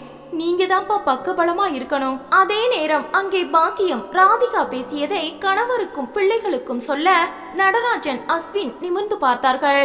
பிரமோத் பொருட்படுத்தவே இல்லை. நாளைக்கு ராதிகா வர்றா. நான் சொன்னேன் இல்ல, அவ வருவான்னு எனக்கு தெரியும். அப்படி ஒரு மனசு அந்த பொண்ணுக்கு. வரட்டும், பேசிக்கலாம். பிரமோத் வெறுப்புடன் சொல்லிவிட்டு உள்ளே போய்விட்டான். காலையில் அவரவர் தனியாக புறப்பட்டார்கள். யாரும் சாப்பிடவில்லை. பத்மினியிடம் முகம் கொடுத்து பேசவும் இல்லை. பத்மினி அதை பற்றி கடுகளவு கூட கவலைப்படவும் இல்லை. எத்தனை நாளைக்கு முறைப்பாங்க? நல்லத சொன்னா இப்ப தெரியாது, தன்னால வழிக்கு வருவாங்க. தெருக்கோடியில் 3 பேரும் ஒன்று சேர்ந்தார்கள். ஆட்டோவை அழைப்பதற்கு முன்பாக, ராதிகா, ஒரு விஷயத்துல நீ திடமா இருக்கணும். உங்க அம்மாவை அந்த குடும்பம் ஏத்துக்கவே ஏத்துக்காது. அவங்க தான் வேணும்னா அம்மாவை நீ உதற தயாரா இருக்கியா? அதை முடிவு செஞ்சுட்டு ஆட்டோவை கூப்பிடலாம். நான் எல்லாத்துக்கும் தயார். ஆட்டோவை கூப்பிடுங்கப்பா.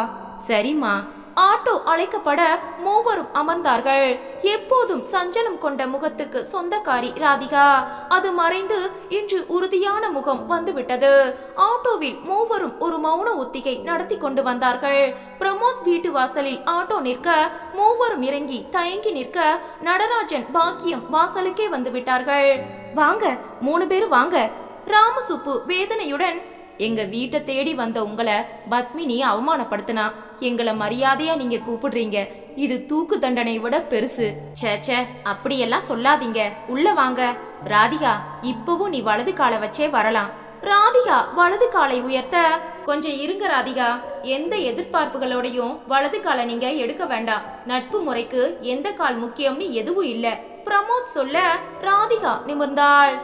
சாரி பிரமோத், நினைச்சது நடக்கலனா மகளா இருந்துட்டு போறேன். தாய் வீடு மங்களம், அதுக்குள்ள வலது காலை எடுத்து வைக்கிறதுல தப்பு இல்ல.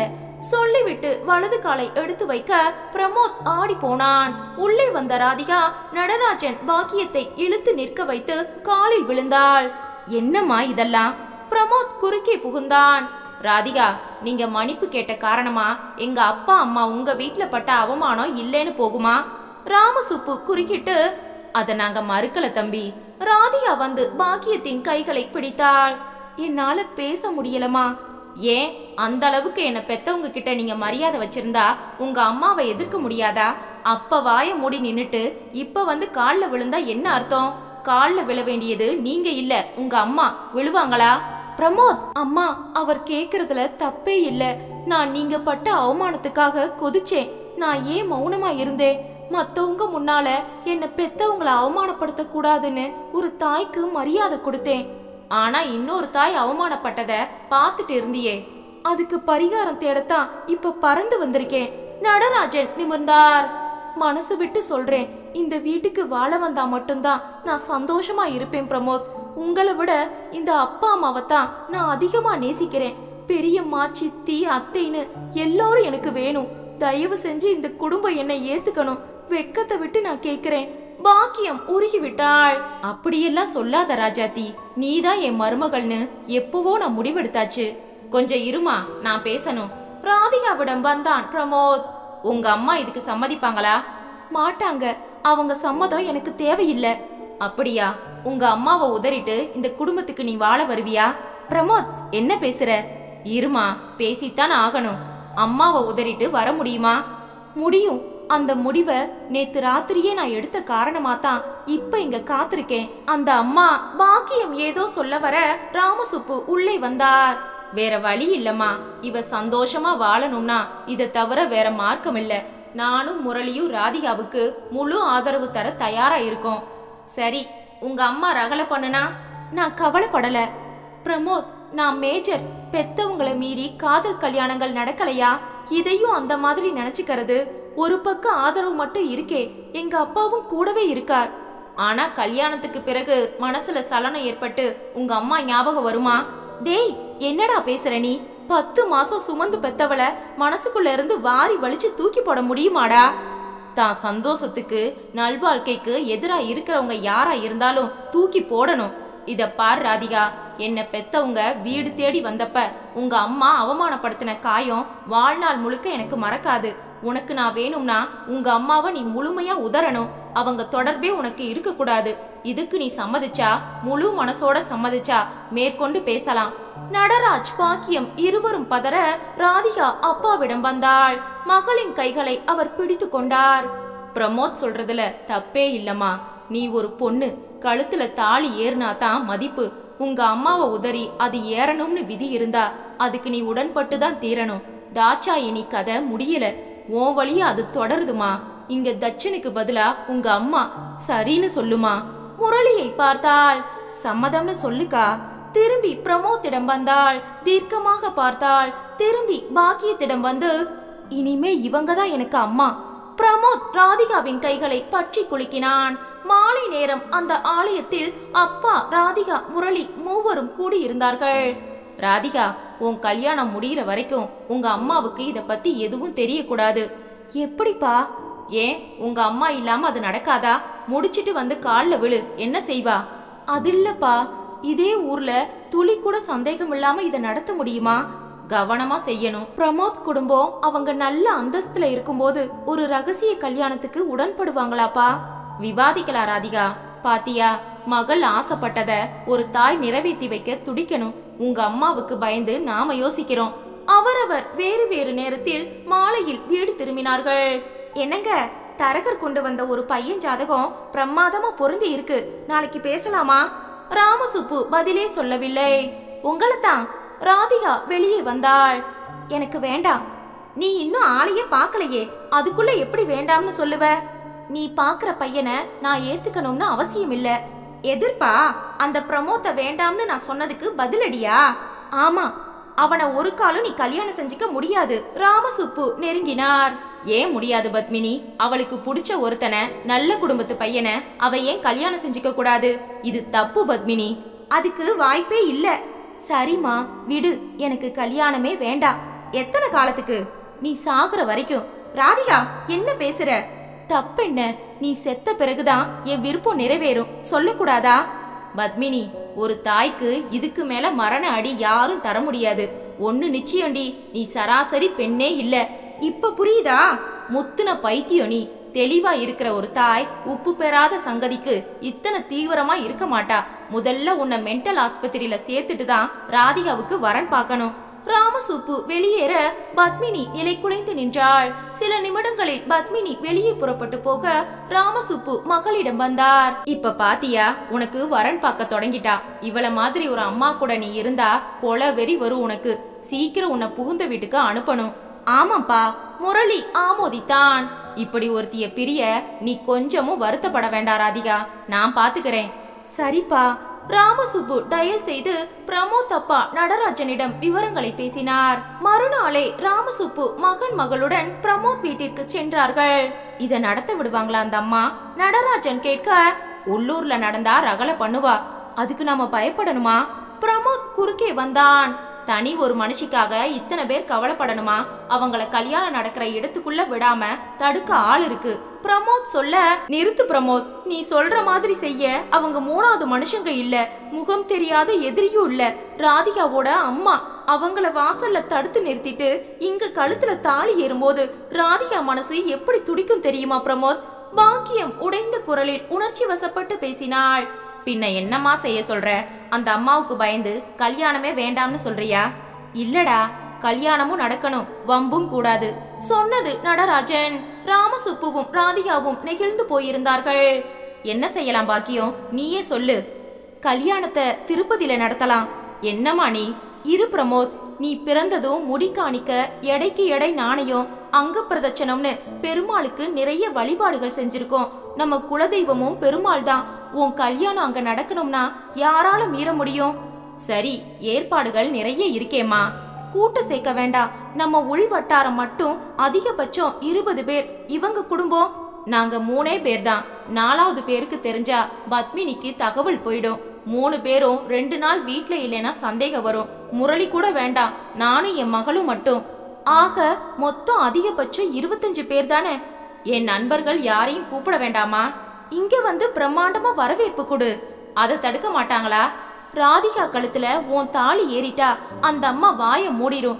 எந்த ஒரு தாயும் நடந்த கல்யாணத்தை இல்லேன்னு சொல்ல மாட்டா. அப்புறமா பிரச்சனையே இல்லடா. என் தம்பி கூட இல்லையாப்பா? அக்கா, இப்ப நான் முக்கியம் இல்ல, உன் கல்யாணம் தான் முக்கியம். சரி, தேதிகள்? பாக்கியம் குறித்து வைத்த 3 தேதிகளை எடுத்தாள். வர 22ஆம் தேதி வெள்ளிக்கிழமை அற்புதமா இருக்கு.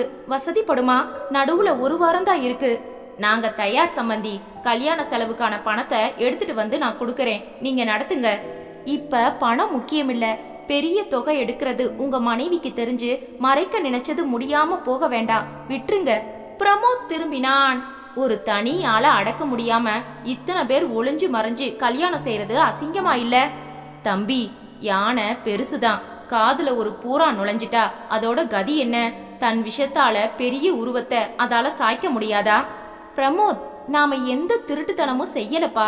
ஒரு நல்ல பெண், நம்ம குடும்பத்தை நேசிக்கிறவ, நம்ம குடும்பத்துக்கு தோதா இருக்கிறவ, நம்ம வீட்டுக்கு வாழ வர்றதுக்காக கொஞ்சம் வளைஞ்சு கொடுக்கறோம், அவ்வளவுதான். சரிம்மா, ஆனா அந்த அம்மாவோட தொந்தரவுகள் ராதிகா இந்த வீட்டுக்கு வந்த பிறகும் தொடர்ந்தா வளைஞ்சு கொடுக்க நான் தயாரா இருக்க மாட்டேன். அப்புறம் நீங்க யாரு சொன்னாலும் கேட்கவும் மாட்டேன். ராதிகா அருகில் வந்தாள். உங்க மனைவிய கேள்வி கேட்கவோ கட்டுப்படுத்தவோ உங்களை தவிர யாருக்கும் உரிமை இல்ல பிரமோத்.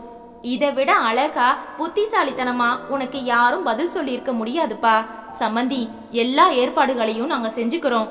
ஒரு பத்மினியின் அடாவடியால் ஊர்மெச்ச நடக்க வேண்டிய கல்யாணம் ரகசியமாக நடக்க போகிறது. தேதிக்கு இன்னும் 4 நாட்கள் தான் இருந்தது. கடந்த 11 நாட்களாக யாரும் எதுவும் பேசவில்லை. கணவனும் பிள்ளைகளும் தன்னை புறக்கணிக்கிறார்கள் என்பது மட்டுமே பத்மினிக்கு தெரிந்திருந்தது. பிரமோத் குடும்பம் எல்லா ஏற்பாடுகளையும் செய்துவிட்டு ராமசுப்புக்கு தகவலும் கொடுத்து விட்டது. நடுவில் 4 நாட்கள். அன்று காலை ராமசுப்பு ஒரு சண்டையை ஆரம்பிக்க முடிவெடுத்து சாப்பாடு படு மோசம் என ஆரம்பிக்க பத்மினி கடுப்பாக்கி விட்டாள். முரளி, சாப்பாடு நல்லாலையா? அப்பா தைரியம் எனக்கு இல்லம்மா, நீ என்ன செஞ்சாலும் நாங்க தலையாட்டணுமே. என்னடா பேசுற நீ? பாவம் அந்த பையன். நானே 26 வருஷம் கழிச்சு தான் வாயை திறக்கிறேன். என்ன நீங்க அசிங்கப்படுத்துற முயற்சியா? எங்களுக்கு அதெல்லாம் வராதுமா. அவமானப்படுத்துறது, தூக்கி எறியறது, மத்தவங்க முகத்துல அடிக்கிறது, இதெல்லாம் உன் பிறந்த வீட்டு சொத்து. தேவையில்லாம என் மனுஷங்களை இழுக்காதீங்க. உங்க லட்சணத்துக்கு நான் கிடைச்சதே ஜாக்பாட் மாதிரி. ராதிகா குறுக்கே புகுந்தாள். அப்பாவுக்கு என்ன குறைச்சல்? உன்ன மாதிரி ஒரு ராட்சசிக்கு வாக்கப்பட்டதுக்கு அவருக்கு தேசிய விருதே தரலாம். யாரடி ராட்சசி? நான் உண்மையைத்தானே சொன்னேன். வாக்குவாதம் தடிக்க பத்மினி கை ஓங்க ராதிகா பிடித்து விட்டாள். நான் பச்சை குழந்தை இல்லம்மா, அடிக்க கை ஓங்குறியா? திரும்ப நான் ஓங்குனா தாங்குவியா? என்னடி சொன்ன? கலைபரம் பெரிதாக ராமசுப்பு துணிமணிகளை எடுத்து பெட்டியில் திணித்து விட்டார். ராதிகா, முரளி, நான் போறேன். நாங்க தடுக்கலப்பா. இத்தனை காலம் இந்த வீட்ல நீங்க இருந்ததே பெருசு. எங்களுக்கு கல்யாண காட்சின்னு எதுவும் நடக்க போறதில்ல. நீங்க எதுக்கு? புறப்படுங்க. அந்த ஆள் போனா நான் வாழ மாட்டேனா? நாங்க போனாலும் நீ இருப்பல்ல? போங்களேண்டி. ராதிகா உள்ளே போய் ஒரு பெட்டியை எடுத்தாள். அப்பா, நானும் உங்க கூட வர்றேன். எங்க கம்பெனி கெஸ்ட் ஹவுஸ் காலியா இருக்கு. தற்காலிகமா அங்க போய் இருப்போம், வாங்க. நீ போகலையாடா? இல்லம்மா, அவன் என் மகன், போக மாட்டான். அவனும் போவான். நாங்க போனா பரிதாபப்பட்டு திரும்பி வருவோம். அவன் திரும்பியே வரமாட்டான். வார அதிகா. இருவரும் வாசலை நோக்கி நடக்க, அம்மா போறாங்களே 2 பேரும், யாராவது ஏதாவது கேட்டா? நான் ஊருக்கு பயப்படல முரளி, நீ உள்ள போ. முரளி அம்மாவின் முதுகுக்கு பின்னால் நின்று சிரித்தான். இத பாரு, நாங்க ராதிகா கம்பெனி கெஸ்ட் ஹவுஸ்ல தான் இருப்போம், புரியுதா? உங்களை தேடி நான் வரமாட்டேன். நீங்க 2 பேரும் தான் என் கால்ல வந்து விழுவீங்க. எத்தனை பேரை பார்த்திருப்பேனா? இருவரும் வாசலுக்கு வந்து விட்டார்கள். அப்பா, திட்டம் போட்டு வீண் சண்டைக்கு இழுத்து வெளியே வந்துட்டோம். இப்ப என்ன செய்ய போறோம்? இருமா. ராமசுப்பு போன் போட்டு விஷயம் சொல்ல, 2 பேரும் நம்ம வீட்டுக்கு வந்துருங்க, இங்க மேற்கொண்டு பேசிக்கலாம். இருவரும் பிரமோத் வீட்டுக்கு வந்து விட்டார்கள். நாளை மறுநாள் எல்லாரும் திருப்பதிக்கு புறப்படுறோம். மாடியில உங்க 2 பேருக்கும் ரூம் தயாரா இருக்கு. ரொம்ப நன்றிங்க. ஒரு பேய் மனைவியா வந்து வாச்சிருக்கு. என்னால அடக்க முடியலங்க. இதுக்காக நான் மத்தவங்க முன்னால தலை குனிஞ்சு நிக்கிறேன். ராமசுப்பு குரல் கரகரத்தது. நடராஜன் அருகில் வந்தார். இத பாருங்க, அடக்க முடியாத ஆம்பளைன்னு நீங்க வேதனைப்படவே வேண்டாம். ஒரு பெண் அடங்க மாட்டேன்னு அவ முடிவெடுத்துட்டா கடவுளால கூட அவளை கட்டுப்படுத்த முடியாது. நாமெல்லாம் படிச்சவங்க, அடிச்சுக்கிட்டு வீதியில நிக்க முடியுமா? எங்களுக்கு புரியுது சம்பந்தி. பிரமோத் அருகில் வந்தான். மாமா, நீங்க கல்யாணம் முடிஞ்சு நீங்களும் ராதிகா கூட வந்துடுங்க. இந்த வீட்லயே நீங்க இருக்கலாம். ரொம்ப நன்றி மாப்பிள்ள. இப்படி ஒரு சொல் கேட்க நான் கொடுத்து வச்சிருக்கேன். பாக்கியம் வந்தாள். என்ன பேசுறீங்க? இது உங்க மகளோட வீடு. ராதிகா வீடுனா உங்க வீடு தானே. அப்புறம் என்ன? ராதிகா கண் கலங்கி விட்டாள். சரி, 2 பேரும் முதல்ல முகம் கழுவிட்டு சாப்பிட வாங்க. நடுவுல 3 நாள் கூட இல்ல, நிறைய வேலைகள் இருக்கு, புரியுதா? அப்பா மகள் இருவரும் ரசித்து ருசித்து சாப்பிட்டார்கள். மாடிக்கு வந்தார்கள். அப்பா, இப்ப கூட எனக்கு திக்கு திக்குன்னு இருக்குப்பா. அம்மாவுக்கு சந்தேகம் வந்து யோசிக்க தொடங்கிட்டா. சான்ஸே இல்லம்மா. நான் தொடங்கின சண்டை யதார்த்தமா வளர்ந்து இங்க கொண்டு வந்து விட்டுருக்கு. மேலும் முரளியை எதுக்கு அங்க விட்டு வச்சிருக்கோம்? அம்மாவோட செயல்ல ஒரு சின்ன சந்தேகம் வந்தாலும் அவன் நமக்கு தகவல் கொடுத்துடுவானே. நாம உஷாராயிடலாம் இல்லையா? மறுநாள், ஏன் காலேஜுக்கு போகல? பரீட்சை நெருங்குது, நிறைய படிக்கணும், அதனால லீவு போட்டுட்டேன். முரளி சொன்னான். சரி, நான் வெளியே போகணும், வர லேட் ஆகும். சாப்பாடு எடுத்து வச்சிருக்கேன். சரிம்மா. முரளி, இப்படி வா. என்னம்மா? அம்மா அருகில் வந்து நின்றான் முரளி. என் பக்கத்துல உட்காருடா. அவன் கைகளை எடுத்து தன் மடியில் வைத்து கொண்டு வருடி கொடுத்தாள். ஏண்டா ராஜா, உங்க 2 பேர் மேல நான் உயிரையே வச்சிருக்கேனே, அது பொய்யா? அப்படி யாருமா சொன்னது? உங்க அக்கா புரிஞ்சுக்கலையே. அந்த குடும்பத்துக்கு வாக்கப்பட்டா அவ கஷ்டப்படுவான்னு என் உள் மனசு சொல்லிடுச்சு. அவங்க பெண் பார்க்க வந்த நாள்ல பல சகுன தடைகள், அதனால தான் நான் மறுத்தேன். என்னை விட ராதிகா வாழ்க்கையில யாருக்குடா அக்கறை சொல்லு? சரிம்மா, அக்காவுக்கு பிடிச்சிருக்கே. நீயும் அவ பக்கமா? அப்படி இல்லம்மா, மனசுக்கு பிடிச்ச வாழ்க்கை கிடைச்சாதானே சந்தோஷமா இருக்க முடியும். அதை புரிஞ்சுக்கிட்டு நீ விட்டு கொடு. போடா.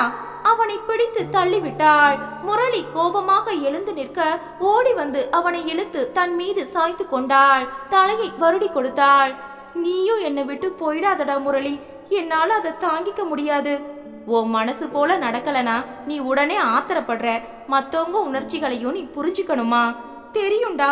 இப்ப கூட உங்க 2 பேரையும் பச்சை பிள்ளைங்களா தான் நான் நினைக்கிறேன். நீ வளர்ந்த பையன், உன்னை அப்படியா நான் நினைக்கிறேன்?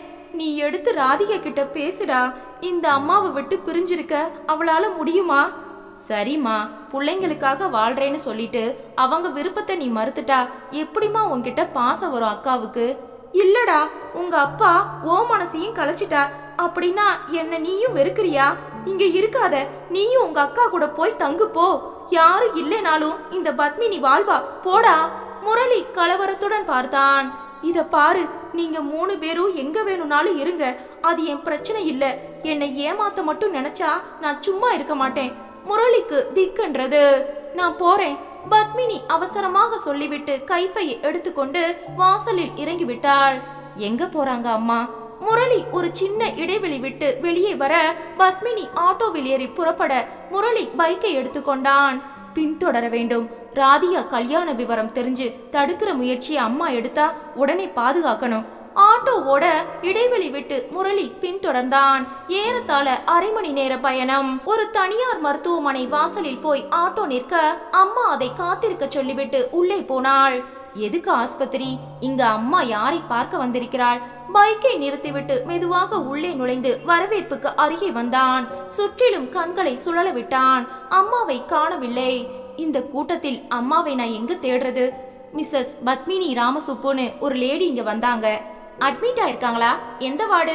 என்ன பிரச்சனை? அதெல்லாம் இல்ல. அப்படின்னா நாங்க எப்படி சொல்லுவோம்? கடலில் கடுகை தேடுவது சாத்தியமா? முரளி குழம்பி போய் நின்றான். பிரமோத் குடும்பத்துடன் ராமசுப்பு, ராதிகா இருவரும் திருப்பதிக்கு வந்து விட்டார்கள். திருமலையில் ஒரு பெரிய கல்யாண மண்டபம் சகல வசதிகளுடன் கூடிய மாளிகை போல இருந்தது.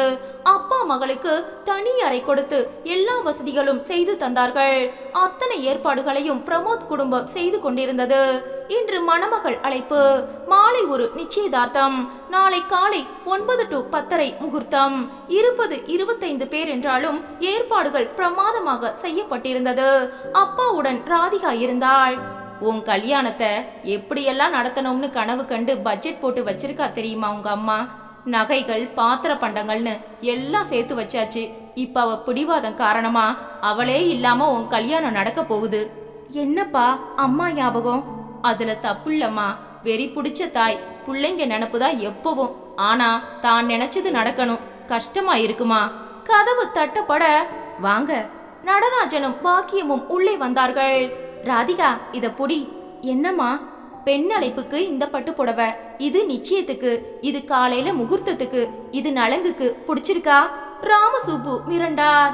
அத்தனையும் விலை உயர்ந்த புடவைகள். சம்மந்தியம்மா எதுக்கு இத்தனை செலவு? வேணுங்க, அவங்க அம்மா பக்கத்துல இருந்தா ஆசை ஆசையா செய்ய மாட்டாங்களா? அந்த குறை அவ மனசுல வரக்கூடாது இல்லையா? என்ன வாய் நிறைய அம்மானு கூப்பிடுறா, அதுக்கு நான் தகுதியா இருக்க வேண்டாமா? ராமசுப்பு கண் கலங்கி விட்டார். ராதிகா நெருங்கி வந்து படக்கென கால்களில் விழுந்தாள். என்னம்மா நீ? அம்மா இல்லைங்கிற குறையே எனக்கு தெரியலம்மா. இப்ப இல்ல, எப்பவும் உனக்கு அது தெரியாது. ரொம்ப நன்றிமா. எதுக்கு? இத பாரு, உங்க அம்மா கோபமும் குறைஞ்சு அவங்களே உன்னை தேடி வருவாங்க. நீ உன் அம்மா கூட சேரத்தான் போற. அத உங்க பிள்ளை விரும்ப மாட்டாருமா. அவன் கிடக்கான், அவனை நான் பேசி சரி கட்டுறேன். நீ தைரியமா இரு. உனக்கு அலங்காரம் பண்ண பெண்கள் தயாரா இருக்காங்க பாரு. சரிம்மா. ராதிகாவை அந்த பெண்களிடம் தந்துவிட்டு ராமசுப்பு வெளியே வந்தார். நான் விருந்தாளி இல்ல, பெண்ணோட அப்பா. நான் தான் இதெல்லாம் நடத்தணும். நடராஜன் சிரித்தார். நமக்குள்ள என்னங்க வேறுபாடு? புள்ளைங்க வாழணும், அதுக்காக பாடுபடுவோம். ராமசுப்புவுக்கு போன் அடிக்க எடுத்தார். சொல்லு முரளி, ஏதாவது பிரச்சனையா? அப்பா, நேத்திக்கு ஒரு பெரிய ஆஸ்பத்திரிக்கு போய் ரொம்ப நேரம் அம்மா உள்ள இருந்தாங்க. யார பார்க்கணும்னு எனக்கு தெரியல. இன்னைக்கு காலையில அக்காவுக்கு வாங்கி வச்ச நகைகளை எடுத்துக்கிட்டு பேங்க்கு போனாங்க. நகைகளை எடுத்துக்கிட்டா? எதுவும் புரியலப்பா. அம்மாவோட நடவடிக்கைகள் கொஞ்சம் மர்மமா இருக்கு, பயமாவும் இருக்கு. தெரிஞ்சு போச்சாடா முரளி? அப்படி தோணலப்பா. தெரிஞ்சா ஒரு பதற்றம் இருக்கும் இல்லையா? இங்க இருப்பாங்களா? பாத்துக்கோடா முரளி, நாளைக்கு அரை நாள் பொழுது கடந்துட்டா எனக்கு அதுவே போதும். எதுவானாலும் நான் சொல்றேன்ப்பா. எங்க அக்கா கல்யாணத்தை நான் பார்க்க முடியலையேப்பா. குரலில் அழுகை. வேற வழி இல்லப்பா. அவ வாழ சில தியாகங்களை நாம செஞ்சுத்தானே தீரணும்.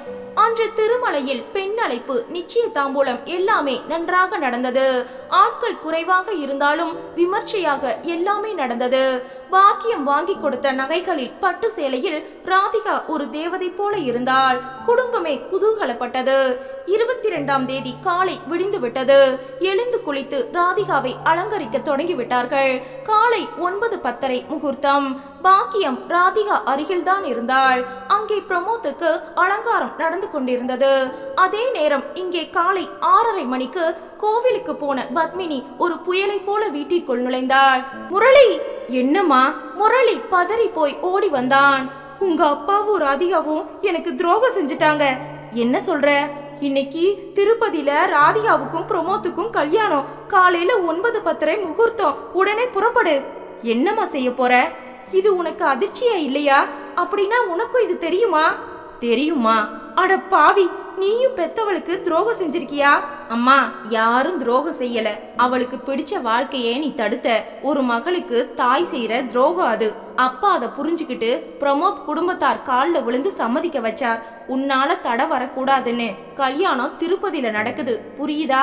பிரமோத் குடும்பத்துக்கு இந்த திருட்டு கல்யாணம் ஒரு விதத்துல அவசியமே இல்ல. அவங்க எப்பேற்பட்ட நல்லவங்கன்னு இப்பவாவது புரிஞ்சுக்கோ. வாய மூடுறா. இது நடக்க கூடாது. இப்ப மணி 6:30. நான் இப்ப புறப்பட்டா கூட 3 மணி நேரத்துல அங்க இருப்பேன். என்னால அதை நடக்க விடாம தடுக்க முடியும். நீ ஒரு அம்மா தானா? அப்படி அந்த குடும்பம் உனக்கு என்ன துரோகம் செஞ்சது? எனக்கு பிடிக்கல. இப்படி நடந்துக்கிட்டா உன்னை பார்க்க எனக்கே வெறுப்பா இருக்கு. ஒன்னு சொல்லட்டுமா? உன் மேல உயிரையே வச்சிருக்கிற ராதிகா இப்ப கூட நீ இல்லையேன்னு கண்ணீர் விடுவா. அப்படிப்பட்ட உன் மகளுக்கு இப்படி மூர்க்கமான தாயா நீ இருந்தா வெறுப்போட உச்சத்துக்கே போயிடுவா, புரியுதா? பத்மினி கண்களை மூடி ஓரிரு நொடிகள் அப்படியே நின்றாள். முகத்தில் ஒருவித கொந்தளிப்பு, பலவித மாற்றங்கள். சட்டென கண்களை திறந்தாள். நான் போக போறேன். வேண்டாமா, நான் சொல்றத கேளு. நீயும் விரும்பினா வரலாம். கண்டிப்பா நான் வரத்தான் போறேன். பத்மினி காருக்கு பாய முரளி அவளுடன் வந்து காரில் ஏற பத்மினி வேகமாக காரை எடுத்தாள். இத பாரு, கல்யாணத்தை நிறுத்தணும்னு காரை காட்டுத்தனமா ஓட்டாத. நீ செய்யற பாவ செயலுக்கு கடவுள் தண்டிச்சிடும். முரளி அப்பாவின் செல்போனுக்கு தகவல் சொல்ல அவசரமாக முயன்றான். அது அணைக்கப்பட்டிருந்தது. பிரமோத் நம்பருக்கு முயற்சி செய்ய அதுவும் இயங்கவில்லை. கடவுளே, ஒரு தகவல் தந்து இவர்களுக்கு எச்சரிக்கை தரலாம் என்றால் முடியவில்லையே. பத்மினி காரை அதிவேகமாக ஓட்டினாள். முரளிக்கு ஒரு பக்கம் பயம், இன்னொரு பக்கம் ஆத்திரம். வெறிப்பிடித்த இந்த அம்மாவை கடவுள் எப்படியாவது தண்டிக்க வேண்டும். பத்மினி பேசிக்கொண்டே ஓட்டினாள். ராதிகா என்ன சொல்லுவா தெரியுமா? அம்மா, எனக்கு கல்யாணமே வேண்டாம். உன்னை விட்டு எப்படிமா நான் பிரிஞ்சிருப்பேன்? அப்படி சொன்னவ இப்ப எனக்கு தெரியாம கல்யாணம் செஞ்சுக்க போறா. அம்மாடி, ஒரு நாள் இந்த அம்மா செத்து போயிட்டா நீ என்ன செய்வ? நானும் உயிரை விட்டுருவேன். நீ இல்லாத இந்த உலகத்தை என்னால கற்பனை கூட செஞ்சு பார்க்க முடியலமா. இப்படி ஒரு வெறி பிடிச்ச பாசம் கூடாது ராதிகா. பொண்ணா பிறந்தா அது தப்பு இல்லம்மா. நம்மள மாதிரி அம்மா பொண்ணு இந்த உலகத்திலேயே யாரும் இல்ல. பேசிய பேச்சுக்களை நினைவில் சேகரித்து கண்ணீர் வழிய காரை செலுத்தினாள் பத்மினி. பக்கத்தில் உட்கார்ந்து முரளி பார்த்து கொண்டே இருந்தான். அம்மா, இப்ப கூட உன் மனச நீ மாத்திக்கோ. எந்த ரகலையும் செய்யாம அங்க போய் ராதிகாவா ஆசீர்வாதம் பண்ணு. உன் மனமாற்றத்தால அவ ஆனந்தமா வாழ்க்கையை தொடங்குவா. பழையபடி ஓ ஞாபகமாவே இருப்பா. கடைசியா என்ன சொன்ன? பழையபடி ஓ ஞாபகமாவே இருப்பா. பத்மினி ஒன்றும் பேசாமல் அதிவேகத்துடன் காரை செலுத்த அங்கே மணவரையில் மாப்பிள்ளை வந்து உட்கார மற்ற சடங்குகள் நிறைவேற ராதிகா பூரண அலங்காரத்துடன் மணவரைக்கு கொண்டு வரப்பட்டாள். பாக்கியம் உடன் இருந்தாள். சின்ன குரலில், முக சோர்வா இருக்கே, அம்மா ஞாபகம் உன்னை வேதனைப்படுத்துதாமா? இல்லம்மா, அம்மா நீங்க இருக்கீங்களே. பாக்கியம் பூரித்தாள். மணவரையில் ராதிகா வந்து உட்கார மற்ற சடங்குகள் நிறைவேற ஐயர் மந்திரம் சொல்ல மங்கள இசை முழங்கிக் கொண்டிருக்க ராமசுப்பு பரவசத்துடன் நின்றார். நேரம் 9 கடந்து கொண்டிருக்க கார் திருப்பதியை கடந்து மலையேற தொடங்கிவிட்டது. முரளி படபடப்பில் இருந்தான். இங்கே மாங்கல்யம் உறவுக்காரர்களின் ஆசிக்காக அந்த கூட்டத்தில் வலம் வந்து கொண்டிருக்க பிரமோத் சந்தோஷமாக சிரிக்க மளமளவன சடங்குகள் நிறைவேற பத்மினி ஓட்டி வந்த கார் மலையை தொட்டுவிட ஆசிகளை பெற்ற மாங்கல்யம் மணவரைக்கு திரும்பிக் கொண்டிருக்க ராமசுப்பு கடைசி நேர படபடப்பிலிருந்து அணைத்து வைத்திருந்த செல்போனை உயிர்ப்பிக்க SMS ஒளிவிட்டது. நானும் அம்மாவும் மலைக்கு வந்தாகிவிட்டது. இன்னும் 5 நிமிடங்களில் மண்டபத்தில் இருப்போம். எல்லாம் தெரிந்துவிட்டது. எச்சரிக்கை. ராமசுப்புக்கு இதயமே தொண்டைக்கு வந்துவிட்டது. வாசலை நோக்கி ஓட எத்தனிக்க, சம்மந்தி எங்க போறீங்க? இது முகூர்த்த நேரம், நில்லுங்க. நடராஜன் பிடித்து நிறுத்த தாலி ஐயர் கைக்கு வர அது பிரமோத் கரங்களுக்கு மாற ஐயர் கல்யாண மந்திரங்களை அழகாக உச்சரிக்க கார் மண்டப வாசலை தொட்டு நிற்க கதவை பிளந்து கொண்டு பத்மினி இறங்கி ஓடி வர கெட்டி மேளம் ஒலிக்க பத்மினி முரளி ஓடி வர வாசலில் இருக்கும் யாரோ பத்மினி கையில் அச்சதையை திணிக்க பிரமோத் ராதிகா கழுத்தில் தாலி கட்டி முடிக்க அச்சதையும் மலர்களும் தூவப்பட ராமசுப்பு அதை தூவிவிட்டு நிமிர வாசலில் நிற்கும் பத்மினியும் முரளியும் கண்ணில் பட்டார்கள். ராமசுப்பு பெருமூச்சு விட்டார். இனி தடுக்க முடியாது, நடந்து முடிந்தாகிவிட்டது. தாலிக்காக தலை குனிந்த ராதிகா 3 முடிச்சுக்களை பெற்றுக்கொண்டு தலை நிமிர முதலில் கண்ணில் பட்டது வாசலில் நிற்கும் அம்மாவும் தம்பியும். குபீரென உடம்பில் ஒரு அலை பொங்கியது, சந்தோஷ அலை. மனம் பொறுக்காமல் கடைசி நேரத்தில் கலந்து கொள்ள வந்து விட்டாளா அம்மா? அந்த உத்வேகத்தில் ராதிகா எழ பாக்கியமும் அதை பார்த்து ஆனந்தப்பட்டு, உங்க அம்மாவே வந்தாச்சு ராதிகா, போ, நீயே போய் கூப்பிடு. பிரமோத், நீயும் வா. ராமசுப்பு குனிந்தார். இல்ல, உங்க அம்மா ஆசீர்வதிக்க வரல, நிறுத்த வந்திருக்கா. அதுக்குள்ள நடந்துருச்சு. உன் தம்பி தகவல் அனுப்பிட்டான். இப்பவும் அவ திருந்தலமா, நீ உட்காரு. ராதிகா நொந்து போனாள். உறவுக்காரர்கள் மணவரையை நெருங்கி ஆசிகளை வழங்கி கொண்டிருக்க முரளி அம்மாவிடம், போ, இது தெய்வ சங்கல்பம், யாரு தடுத்தாலும் நிக்காது. நடந்தாச்சு. ஒரு நல்ல அம்மாவா மாறி அவளை வாழ்த்துமா. உன் மகள் உனக்கு திரும்ப கிடைப்பா. உறவு கூட்டம் சாப்பிட போக பாக்கியம் நெருங்கி, நமக்கு வீம்பு வேண்டாமா, அவ உன்னை பெத்த தாய். 2 பேரும் வந்து ஆசீர்வாதம் வாங்கிக்கங்க. வா பிரமோத். இருவரும் எழுந்து வந்தார்கள். பத்மினியை நெருங்கினார்கள். காலில் விழப்போக, வேண்டாம், நீ காலில் விழுந்த காரணமா நான் இலக போறதில்ல. ஆசிகளை சொல்ல நான் இங்க வரல. ராமசுப்பு நெருங்கினார். பாவி, அமங்கலமா ஏதாவது சொல்லி தொலைக்காத. ஓ மகள், சாரி, என் மகள் வாழணும். ராதிகா நன்றாக நிமிர்ந்து அம்மாவை பார்த்தாள். நேருக்கு நேர் மகளின் பார்வையை தாழ முடியாமல் பத்மினி தலை குனிந்தாள். ராதிகாவின் கண்களில் கசப்பு இலையோடு நெருங்கினாள். இப்ப நான் உன்கிட்ட பேசுறது கடைசியா இருக்கும். ஏன்னா ராத்திரி முழுக்க ஓ ஞாபகம்தான் எனக்கு. காலையில கூட அதேதான். நீ வந்து நின்னப்ப என் அம்மா வந்தாச்சுன்னு பூரிச்சு போனேன். வாழ்த்த வரலைன்னு நீ சொல்லிட்ட பாத்தியா, முடிஞ்சு போச்சு. ராதிகா பாரு, இப்ப கூட மனிதாபிமானத்தை விடல. ஒரு தப்பு செய்யாத குடும்பம் உன்கிட்ட அவமானப்பட்டும் நீ வந்தப்ப உன்னை ஏத்துக்க தயாரா நிக்கிற குடும்பம். உன் மேல பகையே வேண்டாம்னு எனக்காக நிக்கிற மனுஷங்க இவங்க எங்க, நீ எங்க? இந்த தாயோட கால் தூசிக்கு நீ பெறமாட்ட. நீ இனி வாழ்ந்தாலும் நான் வரமாட்டேன், போனாலும் வரமாட்டேன். ஒரு உறவு எனக்கு உண்டான நேரத்துல இன்னொரு உறவு முறிஞ்சிடுச்சு. வாங்க. சரக்கன திரும்பி ராதிகா நடக்க பிரமோத் பிரமித்தான். ராமசுப்பு பத்மினியிடம் வந்தார். இத்தனை காலம் உன் கூட நான் வாழ்ந்ததுக்காக வெக்கப்படுறேன். இனி என் மகள் மட்டும்தான் என் உலகம். அவரும் பின்தொடர பத்மினியுடன் முரளி மட்டும் நின்றான். முரளி, நீ சாப்பிடவா? இவளை கட்டிட்டு நீ ஏண்டா அலற? விட்டு தொலை. இல்லப்பா, நான் அதை செய்ய முடியாது. இவகிட்ட தனியா மாட்டிக்கிட்டு நீ பலியாக போறியா முரளி? நான் பிறகு உங்ககிட்ட பேசுறேன். நீ வாமா, திரும்பி போகலாம். நீயும் என்னை விட்டு பிரிஞ்சாலும் நான் சமாளிச்சுப்பேண்டா. இது திமிர் இல்லப்பா, இதுக்குள்ள என்னவோ இருக்கு. நீ வாமா. பத்மினி முகத்தில் அதிர்ச்சி. திருப்பதியிலிருந்து கல்யாண கோஷ்டி அன்று மாலைக்குள் சென்னைக்கு திரும்பி விட்டது. பிரமோத் வீட்டுக்கு அனைவரும் வந்துவிட புது மக்களை ஆரத்தி எடுத்து வரவேற்று ராதிகா வலது கால் பதித்து உள்ளே வந்தாள். பாக்கியம் இருவரையும் ஜோடியாக உள்ளே அழைத்து வந்து பூஜை அறையில் வெள்ளி குத்து விளக்குகளை ஏற்ற வைத்தாள்.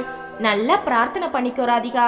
உன்னால இந்த குடும்பம் விளங்கணும், வம்சம் தலைக்கணும். மகாலட்சுமி மாதிரி நீ வந்த வேலை எல்லாமே மங்களமா நடக்கணும். ராதிகா முதலில் பாக்கியம் காலில் விழுந்தாள். முதல்ல தெய்வம்மா, நீங்க தான் தெய்வம்.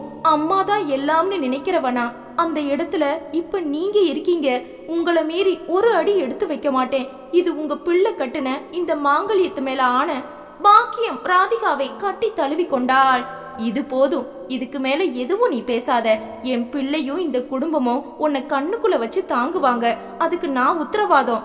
அதற்குள் பெரியம்மா, சித்தி, அத்தை அத்தனை பேரும் விருந்து சமையல் தயாரிக்க ஒரு குழுவும் சாந்தி முகூர்த்த அறையை அலங்கரிக்க ஒரு குரூப்புமாக சேர்ந்து பம்பரமாக இயங்கிக் கொண்டிருக்க அவர்கள் கூடி பேசினார்கள். தான் அம்மாவை கூட உதறிட்டு நம்ம குடும்பம் தான் சகலமும்னு அந்த பொண்ணு வந்திருக்கு. அவளை ராணி மாதிரி வச்சு தாங்கணும். ஒரு பார்வை கூட அவளை புண்படுத்திடக்கூடாது. சில நிமிடங்களில் ராதிகா அவர்களுடன் கலந்து கலகலப்பாக பழக தொடங்கிவிட்டாள். அனைவரும் அமர்ந்து சாப்பிட்டார்கள். ராமசுப்பு புறப்பட தயாரானார். எங்க போறீங்க? இனிமே இதுதான் உங்க வீடு. உங்க பொண்ணு கூட தான் வாழ்நாள் முழுக்க நீங்க இருக்கணும். நீங்க எங்கள்ல ஒருத்தர். இதை கேட்டு நான் பூரிச்சு நிக்கிறேம்மா. என் பொண்ணு பூர்வ ஜென்மத்துல புண்ணியம் பண்ணியிருக்கா, நானும் தான்.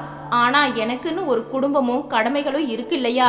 முரளி வாடி போயிடுவான். நான் உத்தரவு வாங்கிக்கிறேன். 4 நாளாவது இருந்துட்டு போக கூடாதா? இல்லைங்க, என் மனசு இங்கதான் இருக்கும். ராதிகாவிடம் வந்தார். அவள் கைகளை பிடித்து கொண்டார். அம்மாடி, நான் போராடி உன் மனம் போல ஒரு வாழ்க்கைய வாங்கி தந்துட்டேன். அதை நல்லபடியா தக்க வச்சுக்கிறது உன் கையில தான் இருக்கு. இனி இவங்க தான் உனக்கு எல்லாமே. அப்பா அடிக்கடி வந்து உன்னை பாத்துக்கிறேன். வரட்டுமா?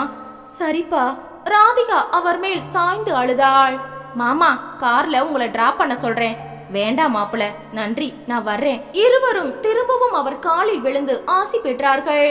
அவர் தலை மறையும் வரை நின்றுவிட்டு ராதிகா உள்ளே வந்தாள். வாமா, நேரமாச்சு. அடுத்த அரை மணியில் அவளை தயார் செய்து பால் சம்பை கொடுத்து உள்ளே அனுப்பினார்கள்.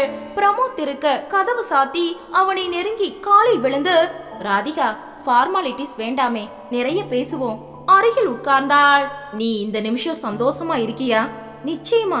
என்ன நீங்க நம்பலையா? 100% நம்புறேன். நான் அன்னைக்கு ஒரு ஆத்திரத்துல பேசினேன் ராதிகா. உங்க அம்மா கிட்ட எனக்கு எந்த பகையும் இல்ல. அவங்கள நான் வெறுக்கவும் இல்ல. அந்த கவலை உனக்கு வேண்டாம். ஆனா நான் வெறுக்கிறேன். கல்யாண மண்டபத்துக்கு வந்து கூட வாழ்த்து சொல்லாம போன ஒரு தாய எப்படி வெறுக்காம இருக்க முடியும்? இந்த மாதிரி வெறி பிடிச்ச பாசத்தை காட்டுன தாயும் இல்ல. வெறுப்போட உச்சத்துக்கு தன் மகளை கொண்டு போன தாயும் இவங்கதான். மனநிலை ஏதாவது பிரச்சனை இருக்கா ராதிகா? ஏன் அப்படி கேக்குறீங்க? மகளை வெறி பிடிச்சு நேசிச்ச ஒரு தாய் இப்படி மாற என்ன காரணம்? அதை ஆராயக்கூடிய மனநிலையில நான் இல்ல. மகளுக்கு பிடிச்சத பிடிவாதமா தடுக்கிற ஒருத்தி நல்ல அம்மா இல்ல. அப்படிப்பட்ட அம்மா எனக்கு வேண்டாம். விடுங்க. சந்தோஷமான நேரத்துல அவங்க பேச்சு எதுக்கு? நம்ம எதிர்காலம், இந்த குடும்பத்தை பத்தி பேசுவோம், சரியா? பிரமோத் ஆடி போனான். உன்னை இந்த அளவுக்கு மாத்தினது யாரு? அம்மாதான். நான் அம்மான்னு சொன்னது உங்களை பெத்த அம்மாவை. எப்பேற்பட்ட குணம்! இப்படி ஒரு மன்னிக்கிற மனசும் கருணையும் இருந்துட்டா உலகத்துல சமாதானத்துக்கு பஞ்சமே இல்ல. நீங்க கொடுத்து வச்சவர். பிரமோத் பரவசப்பட்டான். அம்மாடி, நேரம் கரையுது. பாடம் எடுக்க தொடங்கிட்டியா? படிக்க வேண்டிய புதிய பாடங்கள் நிறைய இருக்கு. யாரு கத்து கொடுக்க போறது? அவள் முகத்தோடு உரசி காதுக்குள் மெல்லிய குரலில் ஏதோ சொல்லி காது மடலை சன்னமாக அவன் கடிக்க கூச்சத்துடன் ராதிகா நெளிந்து, அப்பாவின்னு நினைச்சேன். லேசுப்பட்ட ஆசாமி இல்ல நீங்க. இன்னும் கைவசம் நிறைய இருக்கு. வா இப்படி. அவள் நெளிய அவன் சிரிக்க ஒரு ஆனந்தமான தாம்பத்தியம் தொடங்கிவிட்டது. அதே நேரம் ராமசுப்பு வீட்டிற்குள் நுழைந்தாள். முரளி ஓடி வந்தான். என்னப்பா வந்துட்டீங்க? உங்க அக்காவை வாழ வச்சாச்சு. இனிமே எனக்கு அங்க என்னப்பா வேலை? சாப்பிட்டீங்களாப்பா? விருந்து சாப்பாடு வயிறு முட்டை சாப்பிட்டேன். வயிறு மனசு எல்லாமே நிறைஞ்சு கிடக்கு. நீ இல்லாத குறதாண்டா. உள்ளறையில் இருட்டில் பத்மினி. முரளி, நான் உனக்காகத்தான் இந்த வீட்டுக்கு வந்தேன். இல்லேனா உங்க அக்கா கூடயே இருந்திருப்பேன். நீயும் என் குழந்தையாச்சே. முரளி பேசவில்லை. எப்பேற்பட்ட மனுஷங்க! நல்லவங்க கூட உறவை தக்க வச்சுக்க ஒரு யோகம் வேணும். எனக்கு என் பொண்ணு இருக்கா. படிப்பு முடிச்சதும் வெளியூர்ல வேலை தேடிட்டு ஓடி போயிடு. இங்க இருந்தா உனக்கு பைத்தியம் பிடிக்கும், புரியுதா? விசுக்கன பத்மினி வெளியே வந்தாள். போகட்டும், தாராளமா போகட்டும். நான் வாழ மாட்டேனா? யாரையும் நம்பி நான் பொறக்கல. மத்தவங்க தாங்கி பிடிக்கிறாங்களா? பெத்து வளர்த்தவ நான் தான். நிறுத்துடி. நீ பெத்துட்டா நீயே கழுத்து நெரிச்சு கொல்ல முடியுமா? நான் யாரையும் கொல்லல. நான் தான் இங்க செத்துக்கிட்டு இருக்கேன். படக்கன முரளி திரும்பினான். நீ சாகுறியா? மத்தவங்கள சாகடிச்சு தானே உனக்கு பழக்கம். ஆரம்பத்துல நீ காட்டின மிதமிஞ்சின பாசத்துல உன் மகள் புகுந்த வீட்டுக்கு போய் ஒழுங்கா வாழ மாட்டாளோன்னு நான் பயந்தேன். கடவுள் காப்பாத்திட்டார் என் மகளை. கடவுள் காப்பாத்தல, நான் தான் காப்பாத்தினேன். முரளிக்கு சுருக்கென்றது. என்னடா பேசுறா இவ? எனக்கு இந்த வீட்டுல இருக்கவே பயமா இருக்கு. அப்ப போயிடுங்க, உடனே போயிடுங்க. கூச்சலிட்டாள் பத்மினி. ராமசுப்பு எரிச்சலானார். முரளிக்கு மட்டும் கவலையாக இருந்தது. காலையில் ராமசுப்பு புறப்பட முரளியும் தெருக்கோடி வரை அவருடன் வந்தார். முரளி, நீ போய் ராதிகாவை பார்க்க வேண்டாமா? பார்க்கணும்பா. நான் இப்ப அங்கதான் போறேன். நீயும் என் கூட வாயே. இல்லப்பா, அதுக்கு முன்னால உங்ககிட்ட நான் கொஞ்சம் பேசணும். எதை பத்தி? அம்மா இப்படி நடக்க ஏதோ ஒரு காரணம் இருக்குப்பா. அதை ஆராயணும். அந்த ஆஸ்பத்திரி, நகைகள், இதுக்கெல்லாம் உள்ளர்த்தம் இருக்கு. அட போடா, உங்க அம்மா பத்தி ஆராய எதுவும் இல்ல. ராதிகா தப்பிச்சிட்டா, நீ பைத்தியம் ஆகாத, வாழ்ற வழிய பாரு. நீ வந்தா வா, என்ன அளவிடு. அவர் வேகமாக நடந்தார். முரளியால் அவரை தடுக்க முடியவில்லை. அம்மா சென்ற கூட்டுறவு வங்கியில் ஒரு அதிகாரியை முரளிக்கு தெரியும். அவரை சந்திக்க முரளி புறப்பட்டான். இவன் போன நேரம் அவர் இருந்தார். மெதுவாக அவரிடம் விசாரிக்க, நகைகளை உங்க அம்மா அடமான வச்சு பணம் வாங்கிட்டு போனாங்க. ட்ரீட்மெண்ட்டுக்கு நிறைய ஆகுமே. காரணம் கேட்டப்ப மெடிக்கல் ரிப்போர்ட் காட்டுனாங்க. பேத்தட்டிக். என்ன சொல்றீங்க சார்? மெடிக்கல் ரிப்போர்ட்டா? ஆமா முரளி, உங்க அம்மாவுக்கு கேன்சர் முற்றின நிலையில இருக்கு. முரளி ஆடி போனான். அம்மாவுக்கு கேன்சரா? அட, இது உங்களுக்கே தெரியாதா? தெரியாது சார், நான் அப்புறமா வந்து உங்களை பாக்குறேன். முரளி வேகமாக வெளியே வந்தான். பைக்கை ஸ்டார்ட் செய்து வேகம் பிடித்தான். அந்த ஆஸ்பத்திரியை அடைந்தான். ரிசப்ஷனை அணுகி, கேன்சருக்கு ட்ரீட்மெண்ட் எடுக்கிற ஏரியா எது? அங்க யார் சீஃப் டாக்டர்? உள்ள போனா கடைசி பிளாக். மயில்சாமி தான் டாக்டர். இருக்காரா? இப்பதான் வந்தார். முரளி தலை தெறிக்க ஓடினான். வேகமாக அவரது அரைக்கதவை நெருங்க வெளியே அம்மாவின் செருப்புகள் திக்கென்றது. கதவை லேசாக திறந்தான். டாக்டர் எதிரே அம்மா உட்கார்ந்திருந்தாள். நீங்க உங்க கணவருக்கும் குழந்தைக்கும் இத சொல்லாம ஏன் மறைக்கிறீங்க? தெரியாமலா போகும்? வேண்டாம் டாக்டர், வியாதி முத்தியாச்சு, அவங்களுக்கு தெரிய வேண்டாம். என் குழந்தைங்க தாங்க மாட்டாங்க டாக்டர். குறிப்பா என் பொண்ணு ராதிகா உயிரையே விட்டுடுவா, இல்லைனா பைத்தியம் ஆயிடுவா. அவளுக்கு அத்தனை உயிர் என் மேல. அவ என்னை விட்டு விலகி போகணும்னு சமீப காலமா மனச கல்லாக்கிட்டு நான் ஆடுற ஆட்டம் உங்களுக்கு தெரியும் டாக்டர். இதெல்லாம் அவசியமா? டாக்டர், என் மகளை பத்தி, அவ என் மேல வச்ச வெறி புடிச்ச பாசத்தை பத்தி யாருக்கும் தெரியாது. மத்தவங்களுக்கு அதை சொல்லி புரிய வைக்க முடியாது. எனக்கு மட்டும்தான் அது தெரியும். இன்னைக்கு என்ன வெறுக்கிற அவ, அந்த அளவுக்கு அவளை நான் கொண்டு வந்துட்டேன். என்ன அவ வெறுத்தாதான் ஒரு நல்ல மாமியார தாயா அவளால ஒப்புக்க முடியும். என் மகள் வாழணும். என் மகன் மனசுல உறுதி உண்டு, அவ வாழ்ந்துப்பா. சரிம்மா, வியாதியோட இந்த உச்சக்கட்டம் அவங்களுக்கு தெரியாமலா இருக்கும்? அதுக்கான அறிகுறிகள் இனி தீவிரமாகுமே. இல்ல டாக்டர், நான் முடிவை எடுத்தாச்சே. மைசூர்ல ஒரு ஆசிரமத்துல நான் பேசி பணம் கூட கட்டியாச்சு. அடுத்த வாரமே அங்க போயிட போறேன். அதுவும் எப்படி? சண்டை போட்டுட்டு தான் நான் போக போறேன். என் மகள் என்ன வெறுத்தாச்சு. இவ ஒளிஞ்சா போதும்னு என் கணவரும் பிள்ளையும் கை கழுவிடுவாங்க. நான் சாகும் வரை கூட தகவல் தெரியாது. எங்கேயோ நான் வாழ்ந்துகிட்டு இருக்கேன்னு நினைச்சுப்பாங்க. 4ஆம் வட்டத்துல என்ன மறந்துடுவாங்க. எனக்கு நீங்க புதிரா இருக்கீங்கம்மா. உங்களுக்கு மட்டும் இல்ல, எனக்கு நானே புதிரா இருக்கேன் டாக்டர். நம்ம சந்திப்பு இதுதான் கடைசின்னு நம்புறேன். சரி, மைசூர் டாக்டருக்கு இதுல லெட்டர் வச்சிருக்கேன். அவர் உங்களை கவனிச்சுப்பார். சாக போறவளுக்கு எதுக்கு டாக்டர் கவனிப்பு? நான் வர்றேன். பத்மினி கதவை திறந்து வெளியே வர முரளி நின்றான். பத்மினி அலறிவிட்டாள். ஏமா ஏமா இப்படி செஞ்ச? திருப்பதிக்கு கார்ல போகும்போது நீ பேசின பேச்சுக்கள், வீட்டுல அன்னைக்கு அப்பா கிட்ட நான் செத்துக்கிட்டு இருக்கேன் நீ சொன்னது, இதெல்லாம் என்ன புரட்டி போட்டிருக்கு. ஏமா இப்படி வியாதிய முத்த விட்டு எங்களை தண்டிச்சிட்ட? சொல்லுமா. அழுதான். அவனை மார்போடு சேர்த்து அணைத்து கொண்டாள். நான் அப்பா ராதிகா 2 பேர்கிட்டையும் எல்லா உண்மைகளையும் சொல்றேம்மா. வேண்டாம் முரளி, உங்க அப்பா கூட தாங்கிப்பார். ராதிகா பைத்தியம் ஆயிடுவா. என் மகள் வாழணும். அவ என் மேல உயிரா இருந்தா அவ வாழ்க்கை சந்தோஷமா இருக்காதுப்பா. என் மகளை எனக்கு மட்டும் தான்டா தெரியும். விட்டுருப்பா. நாங்க இருக்கும்போது நீ ஏமா ஆசிரமத்துக்கு போகணும்? முரளி, அதிகபட்சம் 6 மாசம் என் ஆயுள். எங்க இருந்தா என்ன? விட்டுருப்பா. முடியலமா. இத பாரு, உண்மை உனக்கு தெரிஞ்சதுல எனக்கு ஒரு சந்தோஷம். கடைசி நொடிகள்ல ஓ மடியில தலை வச்சு நான் சாகலாம். அந்த புண்ணியம் எனக்கு கிடைக்கும். ஏமா இப்படி பேசுற? நான் தகவல் தர்றேன், நீ வந்துடு. ஆனா எனக்கு கொல்லி போட்டுட்டு வந்த தகவலை கூட அப்பா ராதிகாவுக்கு சொல்லாத. சத்தியம் பண்ணு. உண்மை தெரியாம உன்னை அவங்க கடுமையா விமர்சனம் பண்ணும்போது நான் மௌனமா இருக்க முடியுமாமா? இருக்கணும். இந்த அம்மா மேல நீ பாசம் வச்சது நிஜம்னா இருக்கணும். கடைசியா உன்னை குளிப்பாட்டி உனக்கு சோறு ஊட்டி எல்லாம் ஒரு முறை செஞ்சுட்டு நான் உத்தரவு வாங்கிக்கிறேன் முரளி. முரளி தாழ முடியாமல் அழுதான். அவனை அணைத்து கொண்டு விசுமினாள் பத்மினி.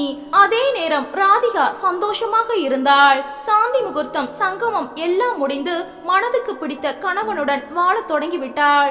அந்த பூரிப்பு மனதிலும் உடம்பிலும் பரவி இருக்க ராமசுப்பு மகளை பெருமிதத்துடன் பார்த்தார். அப்பா, அவர் சிங்கப்பூருக்கு தேனிலவுக்கு ஏற்பாடு செஞ்சிருக்கார். 1 வார பயணம். நாளைக்கு புறப்படுறோம். சரிம்மா, ரொம்ப சந்தோஷம். அப்பா, முரளி ஏன்பா என்ன வந்து பார்க்கல? திருப்பதியில சூழ்நிலை சரியில்லை, இங்க வந்து பார்க்கலாம் இல்லையா? சொன்னம்மா, அந்த ராட்சசி அவனை புடிச்சு வச்சிருப்பா. பாவம் தம்பி, எதுக்குமே இருக்க முடியல. எனக்கு எல்லாம் நல்லா நடக்கணும்னு தன்னை தியாகம் பண்றான். அதுதாம்மா நிஜம். ராமசுப்பு நேராக வீட்டுக்கு வந்து சேர்ந்தார். அங்கும் பெட்டி கட்டும் வேலை நடந்து கொண்டிருந்தது. முரளி, வெளியூருக்கு போறியா? நான் போகலப்பா, அம்மா ஆசிரமத்துக்கு போறாங்க. ஆசிரமமா? எதுக்கு? எத்தனை நாளைக்கு? நிரந்தரமா. மைசூர் பக்கத்துல உள்ள ஒரு ஆசிரமத்துக்கு புக் பண்ணியாச்சு. என்ன திடீர் ஞானோதயம்? அது வந்துப்பா, பத்மினி குறுக்கிட்டாள். வளர்த்த கடா மார்ல முட்டியாச்சு. புருஷனுக்கு வெறுப்பு வந்தாச்சு. எதுக்கு நான் இங்க இருக்கணும்? இதை விட அந்த இடம் சொர்க்கம். தாராளமா போகலாம். மத்தவங்க மனச புரிஞ்சுக்காம எல்லாரையும் நோகடிச்சு இதயத்தை பிளந்து வாழ்றத விட யாருக்கும் தொந்தரவு தராம ஒதுங்கி வாழ்றது விவேகம். இங்க இருக்கிறவங்களும் நிம்மதியா வாழலாம்.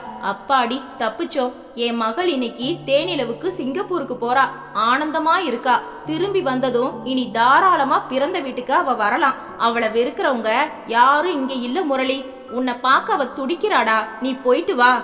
அம்மாவை அனுப்பிட்டு நான் போறேன்பா. ஏண்டா, நீ மட்டும் திருந்த மாட்டியா? யாரோ எங்கோ ஒளிங்க. அவர் உள்ளே போய்விட்டார். முரளி அம்மாவின் கைகளை பிடித்து கொண்டான். எதுக்குமா இப்படி? உண்மையை சொல்லிடுமா. உனக்காக கடைசி நொடிகள்ல ஒரு சொட்டு கண்ணீராவது விடட்டுமா? வேண்டாம்ப்பா, சத்தியத்தை மறக்காத. எனக்காக ஆள ஒரே ஒரு ஜீவன் நீ இருக்க. எனக்கு அது போதும். எல்லாம் ரெடியா? புறப்படலாமா? சரிம்மா. முரளி அடக்க முடியாமல் அழுதான். உங்க அப்பா பார்க்க போறார். அடக்கி வாசிப்பா. இழப்புகள் 4ஆம் வட்டத்துல சரியாயிடும். நீயும் உங்க அக்காவும் வாழ்றது முக்கியம். அப்பாவை நல்லா பாத்துக்கோ. சரிம்மா. வாசலில் பெட்டியுடன் இறங்கி விட்டாள். நான் பஸ் ஸ்டாப் வரைக்கும் வரேம்மா. வேண்டாம் முரளி, கடைசி வரை யாரோன்னு கண்ணதாசன் பாடி இருக்கார். எல்லாருக்குமே அதுதான் சாசுவதம். நான் வர்றேன். பத்மினி வேகமாக பெட்டியுடன் நடந்தாள். முரளி கண்ணீர் வழிய பார்த்து கொண்டே கைகளை அசைத்தான். இது வெறும் கற்பனை அல்ல, ஒரு உண்மை கதை. 6 மாதங்கள் கழித்து பத்மினி மரணப்படுக்கையில் இருந்த விவரம் தெரிய முரளி போய் பார்த்து உடனிருந்து இறுதி காரியங்களையும் செய்துவிட்டுதான் வந்தான். இன்று வரை பத்மினி இறந்த விவரம் ராதிகா ராமசுப்புவுக்கு தெரியாது. ஒரு வெறி பிடித்த பாசம் எப்பேற்பட்ட ஒரு முடிவை எடுக்க வைத்துவிட்டது. பத்மினி என்ற ஒரு தாய் எடுத்த இந்த முடிவு சரிதானா? இதை படிக்கும் தாய்மார்கள்தான் பதில் சொல்ல வேண்டும்.